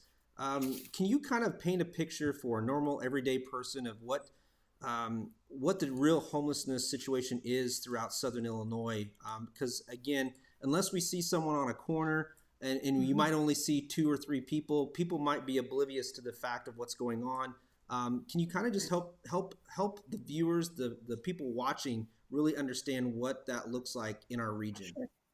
Sure. And I'm glad you brought it up the way that you did, because in rural areas such as ours, many times the homeless are a little more hidden. They're not in plain sight. I mean, sure, we do have individuals who we see that might kind of look like what you see in more urban areas as being homeless.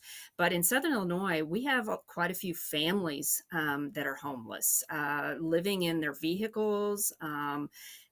Living in tents, living in the woods, living in structures that don't have heat or running water. And then we also have a lot of people who are, living from couch to couch each night, going from family members to friends' house and bouncing around because they don't have a permanent home to go home to every evening. And so rural homelessness does look, quite a bit different than what you would see in urban areas. And the unfortunate thing is, we're so spread out that people can remain hidden until kind of someone gets in contact with them, or until they know of a resource to get in contact with. And so we also do street outreach now, where we have a team that goes out and actually canvasses, trying to locate people, or if we get a tip or a call from police department or a church or somewhere saying that there's someone sleeping in their vehicle or this family staying in a tent, we can go reach out to them and actually try to provide them with some immediate needs, such as warmth, hygiene products, resources, and that type of thing. But then our main focus is to try to help people get into permanent housing. And so our goal, whether people call in or we go find them, is to try to match up some sort of permanent housing option for them that will work for them, because not everybody's situation is the same. We have a lot of working poor, for instance. We have a lot of folks that unfortunately are trying to make ends meet, but just can't, maybe can't get up enough money for deposit or first month's rent, or they may fall short from month to month in paying their bills because of, their income is not high enough and the market rent is too expensive. And so, we work with those individuals who, basically just need kind of a leg up, need a little bit of support here and there. And then we work with individuals and families who are experiencing more long-term chronic issues, possibly dealing with mental illness, substance abuse, chronic health problems, PTSD, domestic violence, and those types of things. So, one size does not fit all when it comes to housing and supportive services in our area. But again, when you mention trying to what does homelessness look like in Southern Illinois? It's really all over the place. It can be individuals, it can be families, it can be domestic violence victims trying to flee a situation. It can be the veterans, and so we try to come at that from whatever is going to work for that particular household. We try to match that up. I had a feeling that it looked very different. I didn't know what it would look like completely in Southern Illinois. I had the opportunity to go to San Francisco. And obviously it was like, hey, go to San Francisco. It's great historical. There's a lot of stuff. A lot of very visual homelessness there in San Francisco. So I think when I compare things, I compare my experience to that, to then what we see here and we have. And I know there is a drastic need in our area. It's just making sure that we are able to articulate that to Southern Illinoisans to let them know, yes, they're here and they are living in vehicles. They're on going couch to couch. And I think what you guys do is absolutely amazing to try to help provide them the resources to get them in, whether it's in a home, a lead, whatever it might be, getting the down payment. The down payment seems to be the biggest issue is being able to get that amount of money. Mm-hmm. Yeah, that can be difficult. Again, if you kind of do the math and you think about making minimum wage and trying to afford a 3-bedroom home, even if you're working full time, it can be very, very difficult. And then on top of that, having to come up with first month's rent deposit, last month's rent in many instances, it can be very daunting and feel pretty hopeless, quite frankly. So again, that's one of the things that we try to work with people on is finding resources, also utilizing our resources within our permanent supportive housing programs.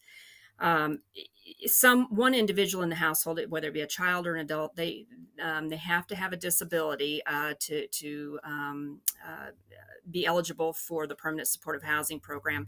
So just in that sense, we try to understand that people are on a fixed income, and coming up with that money for a deposit and everything, that's pretty much impossible when you make a certain amount each month and that barely makes ends meet as it is. Well, we know that there's an absolute need for the Southern Illinois Coalition for Homeless. Camille, thank you for your time. Those of you that are watching, if you want to donate and you want to have a positive impact on the homelessness and help families get on their feet, get started, get a good start to moving forward, please donate to them. You can do that at 618-956-9187. You can go to www.sicf.org/GiveSI, or you can go through any one of our participating banks, Banterra, Legence, and say you want to make a donation to the Southern Illinois Coalition for Homeless. Thank you again, and good luck today on raising money and having a huge impact on our region. Thank you. Appreciate it. Bye-bye. Bye-bye. So we're getting almost close to our next break. The next one coming up is very near and dear to my heart. I am another biased one, and go figure, it's another veteran-related one. But we're going to be bringing in Rich Darby that will be talking about Honor Guard. I know he will crush this. I will just try to keep quiet because I am such a huge supporter of Honor Guard. I am on Honor Guard, and I'm appreciative of anybody donating to this organization because it does have a huge impact. So let's bring in Rich here real quick. And let me see if I can adjust this real quick, and we'll get Rich in here. Move him down, adjust here. There we go. Good morning, Rich. Good morning. How are you? I'm doing all right. I'm hanging in there today. I love the flag behind you, brother. That's what it's all about. So you are helping to raise funds for Honor Guard. Obviously, there's many Honor Guards throughout Southern Illinois, so I'll have you talk a little bit about that and how this is working, because I'm guessing this is probably in lieu of our bucket brigade that we do with Harley Davidson over there. So tell us a little bit about the funds today. Sure. Operation Honor Guard started out actually as a fundraiser up in Central Illinois, and I saw our local Honor Guard and I saw their uniforms and they looked kind of ragged, and I wanted to raise money just for our local Honor Guard, and did that. And the very first year we kind of had the bucket brigade. We had it outside of our local Walmart on a couple of street corners, and we raised $5,000, which I thought was pretty incredible. Since then, I've had television stations and social media outlets get a hold of me and say, hey, we want to expand this. And so the monies that are raised today, specifically in the Give SI campaign for Operation Honor Guard, those monies are going to go back down to Southern Illinois. I'm a Southern Illinois Saluki graduate, so near and dear to my heart are my Southern Illinois Honor Guards. And so all the monies that will be raised today will go right back down to Southern Illinois. And, what do the monies go for? It goes for, the buying and purchasing of new uniforms. What people don't realize is that these uniforms are worn sometimes 4, 5, 6 times in a week by these Honor Guard members. And so the wear and tear on these uniforms, it's unbelievable. Also, we have a Honor Guard member that is a size 48 long, and he gets ill, passes away, and they need to replace him, and they get a smaller Honor Guard member who's a 38 regular, and so they have to buy him a new uniform. So this is an ongoing need for these uniforms. And these veterans, they served our nation. They enlisted, they were drafted, but these Honor Guard members, they've come back home and they didn't give up. They didn't stop, and they're honoring our fallen veterans. And for them to have to pay for their uniforms, I don't think that's right. And that's why we started Operation Honor Guard. And I'm looking for our Southern Illinoisans today to come out strong. And if anybody has been to or seen military rites at a fallen veteran's funeral, it is something that it's a tradition that we need to keep.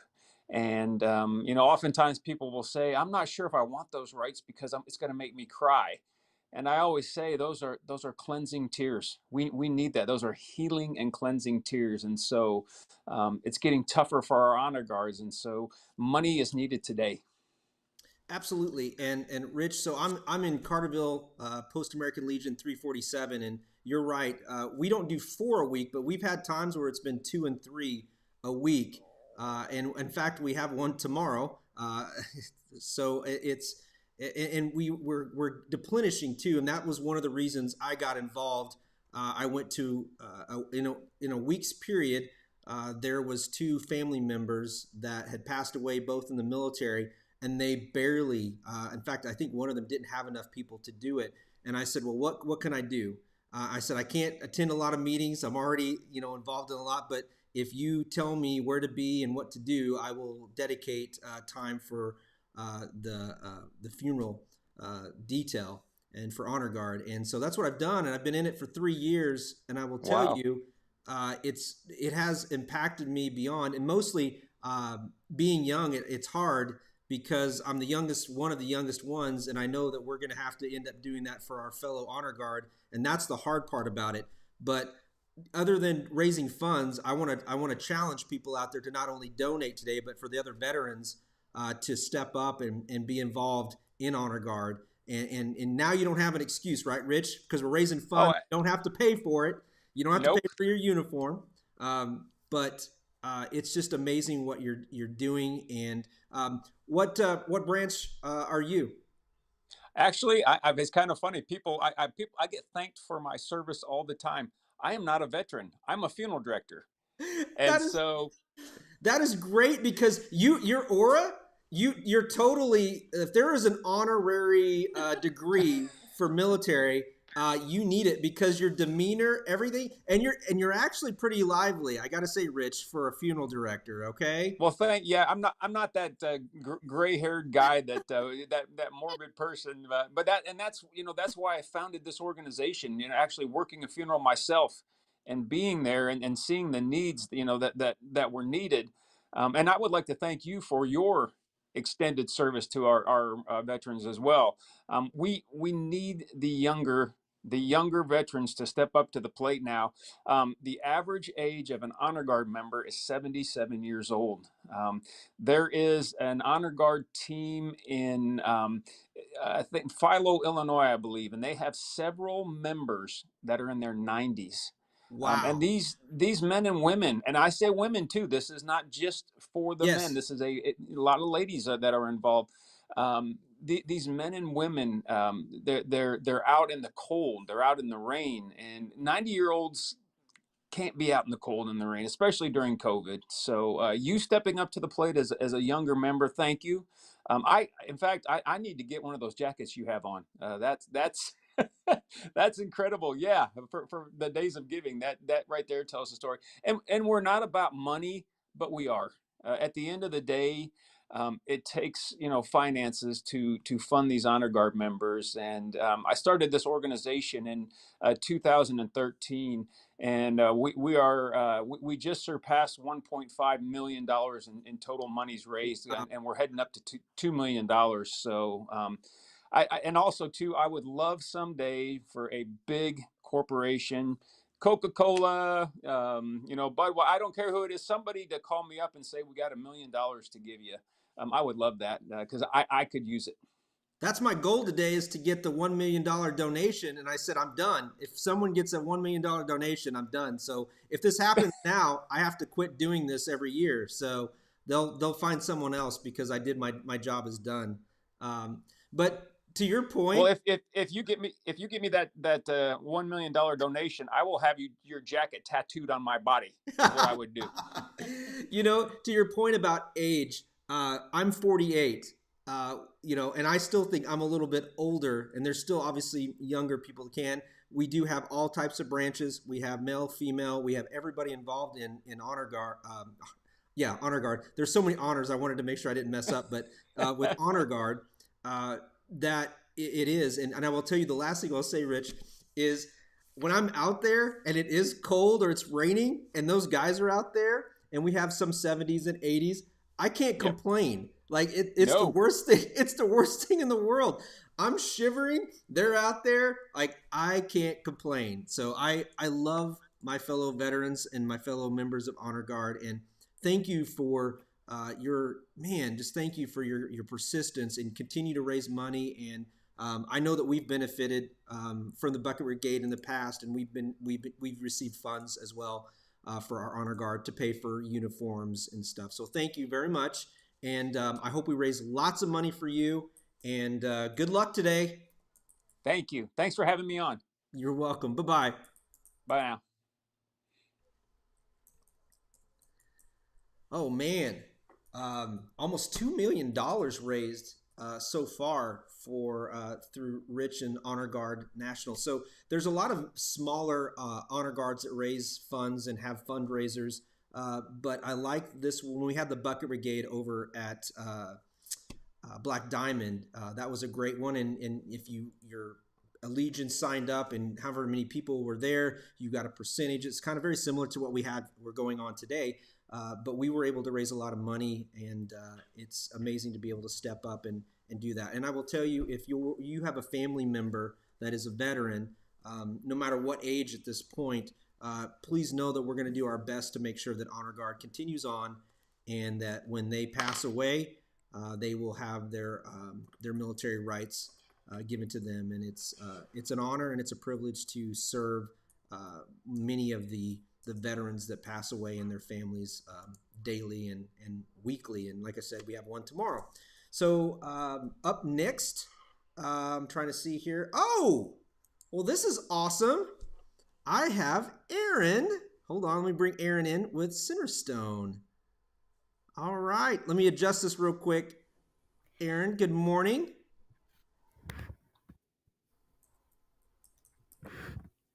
All right.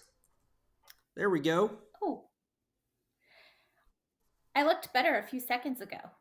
Well, when I bring you in, No. It takes a little bit of catching up and adjusting. So we're trying something new this year, and I needed a little bit more practice, but we're going to go with it.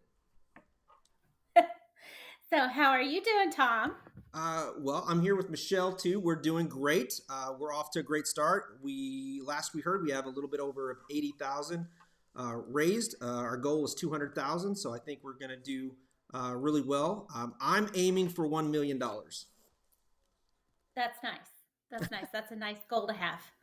So, well, thank you guys for inviting me to come on and talk a little bit about Centerstone today. So, as you mentioned, my name's Erin Canfield, and I'm the Director of Advancement with Centerstone. Centerstone is an organization that helps children, adolescents, adults, seniors, and their families who suffer from a myriad of behavioral health challenges. We are one of the nation's largest behavioral health care organizations, and we provide a full range of mental health services, substance use treatment, intellectual and developmental disability services, housing, educational services, and community supports for people of all ages. Last year alone, we served more than 140,000 individuals and families across the U.S. Centerstone is not only based in Illinois, we're also based in Tennessee. We're based in Kentucky. We have services in Kentucky, sorry. We're also based in Indiana and Florida. And then we have veteran services nationwide. So as you can tell, we provide a myriad of services, as I mentioned earlier. One of the ones that is closest and nearest to my heart is the mental health illnesses that we serve. Coming from a family who has a child that has its own mental health issues, to know that there's something like this in our community that can provide services to not only the children, but their adults and the families of those individuals that have mental illnesses it's life-changing. So, we all struggle. We all have our struggles that we go through whenever we have a family member who's sick with a mental illness. And to know that there's professionals out there that can provide that person with the services that they need, direct you where you can go, and help the family members deal with the grief, the stress, the joys of having someone so wonderful in your life it's a lifelong mission of mine to be able to help serve individuals in Southern Illinois community. I think it's definitely one of your God-given gifts, and you are very passionate about mental health and making sure that people break the stigma of it, that it's an open and honest discussion. I want to go back to something you said real quick. Did you say there was 140 you serviced just last year? 147,000? Over 140,000. Yes, we serviced last year. That is just and these are yes, and these are individuals that it's not all mental health illness. There's as I said, substance use disorder. One of the things that Centerstone is really good at in the Southern Illinois area is school-based services. We're in those schools. We're helping the children who need counseling services. No gift is too small. As the Director of Advancement, I get to see where a lot of the funds in Illinois go to. And I think something we can all relate with right now is that I got to approve funding for therapy tools to help a child who was dealing with grief right now due to the losing family members to COVID-19. We help provide bus passes to individuals who need transportation to get back and forth to their therapy appointments. We are helping out the homeless population. We're providing tents, blankets, coats. We actually have our connections team who has established apartment buildings that's free housing for individuals of the homeless population, permanent free housing, I might add. And not only are we helping them get the things that they need to stay warm, but we're helping assist them with getting their jobs or getting an education, making the changes that they need to better their lives. We are truly an organization that delivers the care that changes people's lives. That is our mission. And I can't say that, I've never just worked for an organization that has given so much to so many individuals in the community. And I'm blessed and I'm honored to be a part of Centerstone. Well, I think you're at a great place for your passion. Can you tell the viewers and the people if they donate where the funds are? Is there something specifically that the funds are going to go to, or can you just kind of give an idea of where their money's going to go to? So we have a goal to raise $5,000 today. We don't have anything specific set aside that the money is going to go towards, but I can tell you right now, we have a high need of families asking for assistance with the Christmas time. We have families that we want to feed, that we want to be able to provide dinners to, that might not otherwise be able to have a holiday dinner. We have families who aren't able to give their kids Christmas gifts that we're hoping to be able to provide Christmas gifts to. And then we also have our residential center with our own clients who live with us, and we provide Christmas for them as well. So these are a lot of the things that the foundation is funding right now, especially around the holiday time. So we're just giving gifts to individuals who otherwise would not be receiving anything this holiday season. That's amazing. You got some fans. I've got 2 messages. Rachel says Centerstone is amazing in capital letters, amazing. And Jeffrey says Centerstone is such a great organization. So you got 2 fans out there already that are supporting you and the organization. Well, thank you. Thank you. Is there anything that you would like for other people that are considering donating today? Anything that you want them to know about Centerstone, a little bit about the culture? You got great leadership over there, I will tell you that. But anything else that you want to share? Yeah, we do have great leadership. Centerstone it's a great organization to be a part of. Whether you are able to make a donation today, again, no donation is too small. They all come together, whether it's $5 that you can give, $25, $500, or if you want to go ahead and give the full $5,000 today, your donation is making a difference. And it's not just making a difference in one person's life, it's making a difference in multiple people's lives. Because when we're helping one individual, we're helping their entire family. The money that you're giving is helping our counselors and our therapists and our staff members be able to do a better job and provide better services for the individuals of Southern Illinois community. I'm losing my thought here, Tom. I'm just picturing that $5,000 all over your coat here. I wish I could just give you this and it would work, because I would totally give it to you. I would totally give it to you. But Centerstone, it's a great organization to work for. It's a great organization to be a part of. If you need services, please consider reaching out to Centerstone. I don't want to just promote us to get donations, but if anybody in this area feels that they need services, please call us. You can find our number on our website at centerstone.org.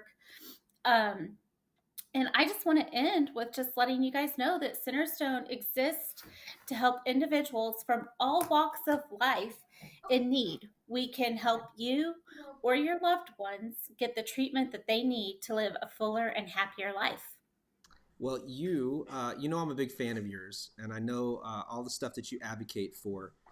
You are a very passionate, very dedicated person, and I know that with you on their staff and being a part of their team, that a lot of things will be. Well, I know you'll raise a lot of money, but I know that they are getting someone that's much more than just about the money, the commitment, the dedication. So, Aaron, thank you, and we wish you the best. Go out, raise a lot of money today, and I hope we can get you that $5,000. All right. Thank you, Tom. Thank you, Michelle. You're welcome, Aaron. Bye-bye. Bye. So if Centerstone is one of those organizations that speaks to your heart, we've talked about that all day, that you connect with, or that maybe you have family members or that you yourself have gone, $5, $1, $5, $10, the 5,000, whatever it might be, consider reaching out to donate to Centerstone. And you can do that by calling 618-956-9187 or going to www.sicf.org/GiveSI, or go to one of our participating banks today, Banterra and Legence Bank, and you can go through the drive-through and say, hey, Centerstone, I keep doing that, hey. You don't have to say hey, but that's just me, because I would go through and say, hey, I want to donate.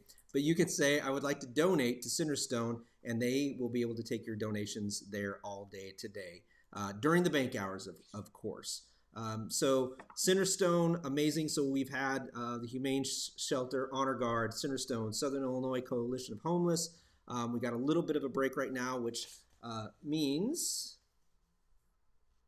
a little bit of a break. So let's go through and talk a little bit about our sponsors. And I think it was brought up first thing this morning by Michelle, is that we had a late entry, or we could call it a dramatic entry, a dramatic entrance Yes. by Black Diamond, Harley, Davidson, and RV. They decided to be the biggest supporter and sponsor of Give SI. So we are very grateful for them. That's why their Black Diamond Harley Davidson logo is in the middle. What? Right there. Right there. Right there. We thank them for all their support.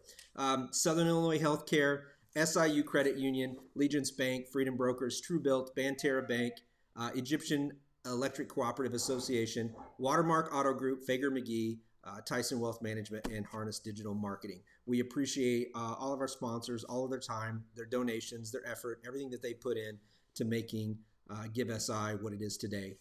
So continue to reach out, continue to share your nonprofits post, and consider doing whatever you can. What do we got here? So this evening on WSIL, we're going to be highlighting some of our sponsors again. So we're going to be kicking it off again tonight around 5 o'clock, between 5 and 5:30, with Shafter and Black Diamond. And so he's going to be here to talk about why he chose to support Give SI. And if you watched last night, then you heard him talk about the fact that he could support over 100 charitable organizations with this one sponsorship.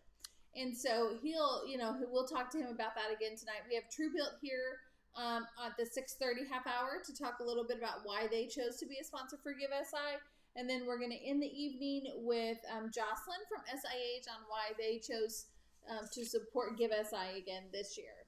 You know, I'm just going to bring you in here real quick. There you go. Hop in here. Yes. And it gives me a little bit of a break, too. So when we're talking about these sponsors, it's more than just the donation stuff. Obviously, they're promoting, they're dedicating it, but they're committing to helping us collectively raise all this money to make a difference. And you're right. It's like, how many times do you get the opportunity to help over 100 charities? And I know it's hard for people to understand. Well, my $10 goes, it's $10 that goes into everything. If you donate to the actual Southern Illinois Community Foundation fund that will be distributed throughout all these nonprofits. But it's another thing to find that one that you really connect with and that you are passionate about. And if you haven't found one yet, then wait. We've got a whole list of more that will tug at your heartstrings today. But I got to tell you, there's already quite a few that have been pulling at my heartstrings today. Yeah, and last night, I don't think you were here for it because I think you had left already, but Freedom Brokers is going to donate $10 for the whole month of December. So when this campaign kicked off all the way through the end of December, If you call them to get a quote, and that's the only obligation is that you call them to get the quote, then they'll donate $10 to the Give SI program. So, that goes until the end of the year. So it goes for a little over a month. And so there's all these unique opportunities where people are coming forward to say, this is a great event and we want to make it even better. Yeah, and it's all those little things that, that's why you have to have a team here. It's all those little things that other people know about that will help raise this money and go beyond just today, because it really is more than just today. We were focusing on it, but these nonprofits need help all year long. It's not just one little thing. So no, and this is just, so let's talk about what we have a few minutes. I think John from Heron House of Hope hopefully will be jumping on in just a moment. So let's take an opportunity to talk about what Harness Digital Marketing does for the Give SI campaign. Okay, well, I don't like to do that. I know, but that's why we're doing it while I'm on, so that I can force we just behind the scenes stuff, whatever you need, graphics. I got to give Kate, my newest member of Harness Digital Marketing, she's been the one that's been kind of helping out a little bit with getting some content. We've done some training. We've done some resource packets, but really it comes down to today.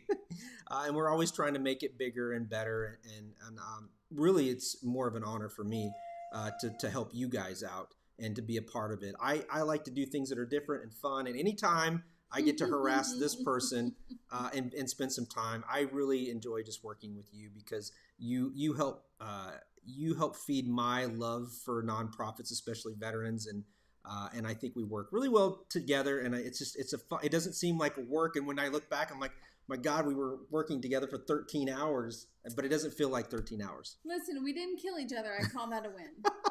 In my book, that's a win.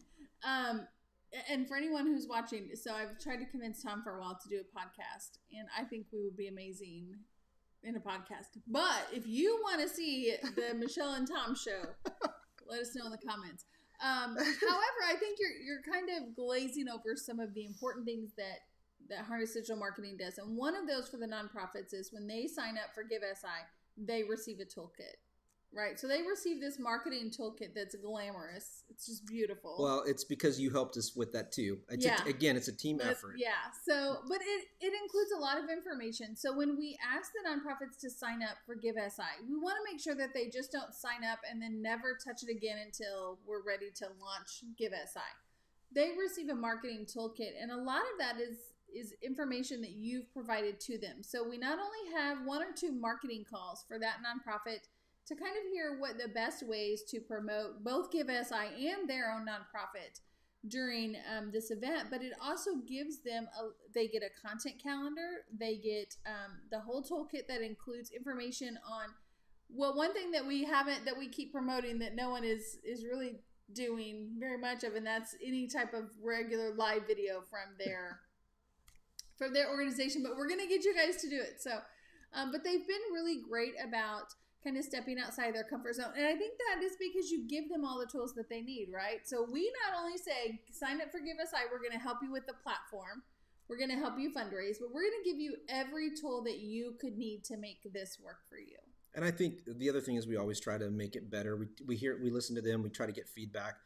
It's obviously hard with over 100 to make custom content and custom things for everybody. But, as we keep building this project every year and making it better and providing new resources and new materials, I think it will help. And at the end of the day, it'll be amazing when we can get up to that $1 million mark of saying, hey, collectively, all the nonprofits, Southern Illinois Community Foundation, all these list of sponsors worked collectively together one day to raise all this money and have a very big impact. Honestly, it would be great.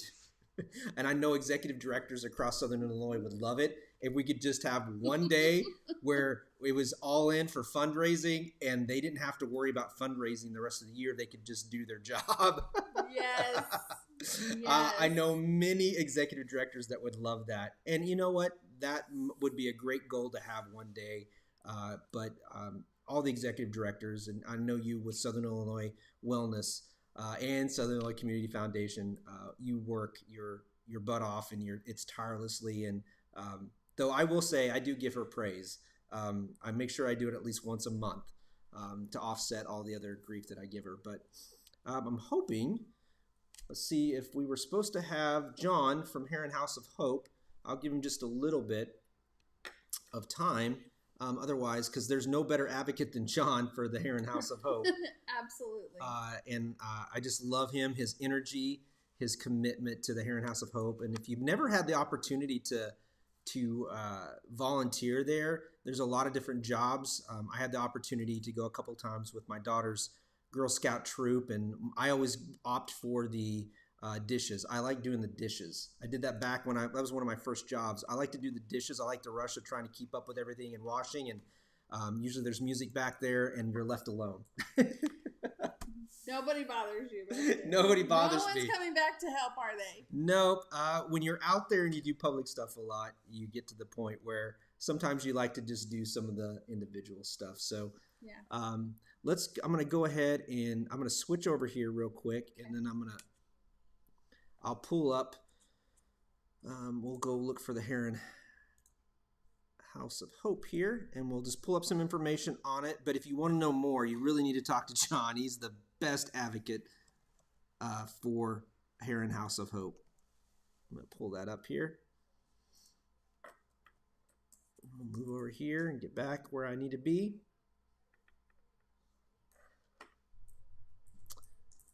All right. Looks good. So I'm just going to go through here. The Heron House of Hope is located in Heron. It's to serve those in need physically and spiritually with dignity. Heron House of Hope would like to express their gratitude for the community support, generosity, time, labor, and prayers to help them and to help others in need. The soup kitchen averages 4,500 meals a month. It has a thrift store, average of 22 families a month with clothing and food pantry, and an average of 42 families a month with food summer meal program, and then an average of 3,000 children meals a year. So the part that I like in there is the fact that they say to serve those in need physically and spiritually with dignity. And what they mean by that is when you go in there to the location, when you go in, you are treated like a restaurant style, and there's a little bit of a menu, and you go in and you ask and you get waited on by volunteers. It's a very humbling experience. I highly suggest maybe having your team, your employees, your business to go and volunteer, because it's absolutely amazing. They care, and they treat people with dignity, and I think that's what everybody needs. But when you are down and you're feeling lost and hopelessness, there is hope to be found at the Heron House of Hope. Jeff must be watching. Jeffrey is watching consistently. God bless you, my man. He says, love John Steve and Heron House of Hope, or Ho. He's a hero. He is a hero, man.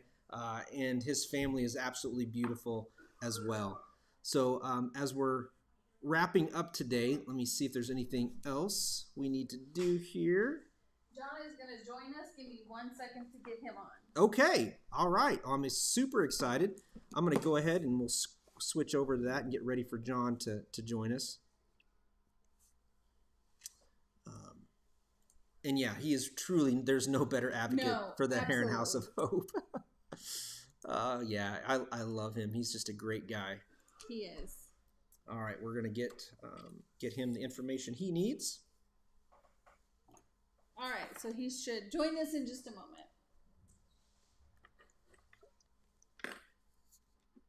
And then we will, hopefully after this, go take a break and get some food, and we will be back. And we'll continue on today and highlighting these amazing nonprofits and letting you know a little bit more about them. Let me see what we have after the break. SI Collaboration Kitchen, Bald Knob Cross of Peace, an endowment fund, Carbondale Warming Center, Life Source Food Pantry, Nubability, oh, I can't wait for that one, St. Francis, Arrowleaf, Carbondale NAACP, SES, Specialized Equine Services, and many more. All right, we've got John joining us. All right, let's get John in here real quick. Let's see if we can add him. And okay. There he is. I got to be honest.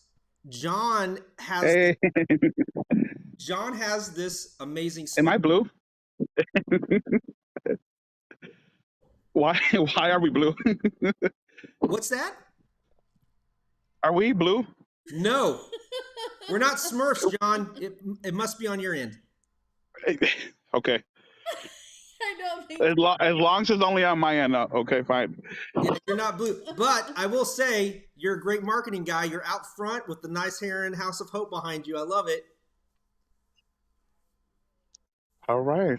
So we're live. Good morning, everybody. My goodness. Good morning. So we didn't know if you were going to make it. We just kind of went to your page real quick and pulled up a couple of things. But we said nobody is a better advocate for Heron House of Hope than you. So tell everybody a little bit about Heron House of Hope and what you hope these funds go for today. Sure. Again, hey everyone, John Steve with Heron House of Hope. Hey, first of all, Southern Illinois Community Foundation, give us a Tom, thank you all for what you guys are doing again for our whole entire region. This is very meaningful. I'm preaching to the choir right now, but yeah, huge impact we're looking forward to. Very excited. If nothing else, just the awareness of all these great organizations alone. So that alone, I'm just tickled to death right now. Heron House of Hope has been in operation for 9 years. Over the course of the 9 years, we served over 300,000 meals to our region of Southern Illinois. It has been a blessing to be a part of this organization. I'm speaking on behalf of our great team, day-to-day volunteers who get here at 7 o'clock in the morning to prepare a great meal and to feed those in need with dignity, spiritually and physically. So, yeah, we've been in operation for 9 years. We were blessed to purchase the old establishment. Some of you guys are familiar with the Lombard restaurant, David J's, Illinois Cafe. Great establishment. So when we knew we had that deal with the Minister Alliance to have the vision with a soup kitchen, but we were blessed with the idea of the first soup kitchen to be able to serve the people that come in for a meal. So it's a very humble experience, man, to take someone's order. First of all, just to greet them with a smile when they walk in the door, and then be able to offer 2 entree choice to the patrons, and then to be able to take their order. Icing on the cake is once that meal's prepared, plated, we get to bring that meal to their table and serve them. So, yeah. So the soup kitchen, from there, that was just the whole entire first year. The second year, we've been blessed to expand our ministry with the thrift store. We've been able to assist and bless many families in need with clothing assistance. Our third year, we were blessed to expand once again with a food pantry, build and establish a great relationship with John A. Logan Community College. They now offer their free GED classes here on site, Tuesday, Wednesday, Thursday from 2 p.m. to 5 p.m. And then we also just completed our 5th year with a free summer meal program as well. And we average about 3,000 kid meals who are under 18 every year. So, yeah. So where do you hope that the money raised today is going to go? Is there a specific thing that you're wanting it to go to? Yeah, right back into our soup kitchen. We want to, with this whole pandemic, one thing I want to give a shout out to our community for being very supportive, because we have not had to shut down once throughout the whole entire pandemic. So we've been still going forward. We would like to give our whole organization a whole facelift, and we want to get excited to look forward to one day reopening our dining room back to the public. So and to continue to put the money right back into the community to help us with the meal. So the food that we buy, we want to buy local. Cocketeros, for example, farmers, for example, everyone, just buying fresh produce to make a better meal. We want to put that right back into the community. So, John, you have been such a huge advocate and a face for Heron House of Hope, and obviously there's no better face, because the best smile you could get is the one that you get when you the door. There he goes right now, making my dimples. Yeah. But I got to tell you, I don't know how you do it, but you get the most amazing volunteers to come in there to work in the kitchen, to clean dishes, to serve. What is your secret, man? What's your secret? It's I don't know if you can see it. My new phone. Nope. There you go. It's the curl, man, the Superman curl. I just got my new phone, so I'm trying to figure out how to work this thing. So yeah, great, amazing team of volunteers, man. You know, we can be blessed with all the money there is in the world today, whether the goal gets reached or not. But the volunteers, man, they're amazing, dude. It's priceless. It's rewarding day to day. And it's like, how you just keep on going? How are you able to take more on your plate? And I see the amount of work, the amount of people that come in, seeing how their lives are touched, how they're being blessed. Again, it's just a daily reward. It's like when you go to Sunday in service, you know, and you're getting pumped up for the week, right? And you want to go back onto the community, and now you're ready to serve, right? You're ready to that next Wednesday night service, or whether if it's that next Sunday service. Here, we're blessed because it's every single day. So it is truly amazing. We got volunteers who have been here since the beginning of 9 years. I can't get rid of them if I wanted to. I can't give them the pink slip or their 401k, you know. Amazing team of volunteers, man. I got folks who have been here 5, 6, 7, 8, 9 years. Amazing. That is amazing. And, you know, I think that one of the things that when I hear about Heron House of Hope that I always go back to, you also get to experience things. I've served there a couple of times with my daughter with their group, and it's just one of those things that it's a good, I don't want to say bonding. It's a good time to spend with your family, not even to humble you. It's just a good time to serve, right? Like nothing other than to serve others, and you give them an opportunity, and you do it in one of your mission statement words is with dignity. 100% agree with that. When you go in there, people are treated with dignity. Yeah. It's amazing. It's nothing else like it, man. And that's why I'm very anxious, and I look forward to that day where we get to reopen. And I told the team that when we do that, my commitment to them is that we're going to relaunch it and treat it like it's our first year. Treat it like it's our first year opening up, you know, do the whole ribbon cutting, everything, the whole nine. Have our whole entire team of volunteers. You might see 50 to 100 here that day. I'm very pumped about when that day comes. So I say, you know, any crisis, there's always an opportunity you can make out of it. So, and that's what we're going to do when we get over this. Well, you're our last one before we decided to take breaks this year. You're our last one today before lunch, and I have a favor. I have a request. Are you willing to do it for me? Yeah, you got it. All right. I would love for you to pray pray for all these nonprofits, and just whatever God's speaking to you, man. I'd love for you to end today with a prayer. You got it. Ready? Dear Heavenly Father, Lord God, we come to you in unity. Father, may we come to you as one body. Father, thank you for this generosity that our region speaks out loud and screams daily. Father, we just want to give you the glory and praise. We just want to say thank you for all the support there is in Southern Illinois.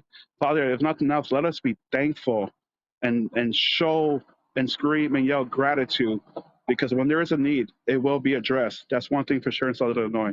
Father, I just want to thank you for your people that are here. Thank you for these great organizations, Father. If nothing else that comes out of today, may people be impacted and be informative of all these great organizations that are here in our area. And Father, may we just give the glory and praise, Father, for what's going to happen. And in Jesus' name, we say amen. Amen.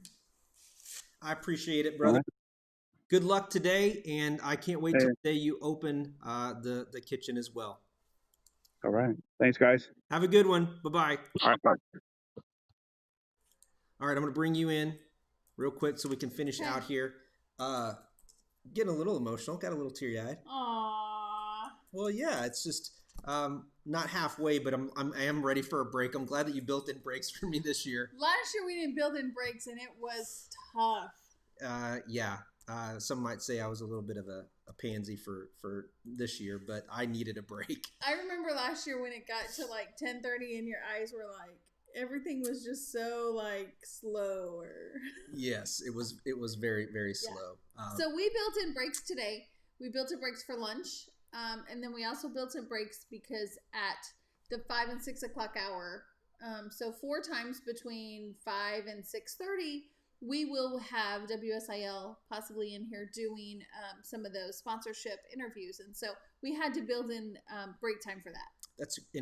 I'm very grateful for WSIL for those built-in break times. So we're going to finish today. Again, a big thank you to Black Diamond Harley Davidson, Southern Illinois Healthcare, SIU Credit Union, Legence Bank, Freedom Brokers, Tru-Bilt, Banterra Bank, Egyptian Electrical Co-op Association, Watermark Auto Group, Fager-McGee, Tyson Wealth Management, and Harness Digital Marketing. Let's clarify. Sorry, you said we're going to finish for the day. Oh, sorry. But we actually will be back. We will be back at 12:30. 12:30. We'll be back at 12:30. That's only 30 minutes. You better eat fast. We better eat fast. All right, everybody. We'll see you soon. Thank you.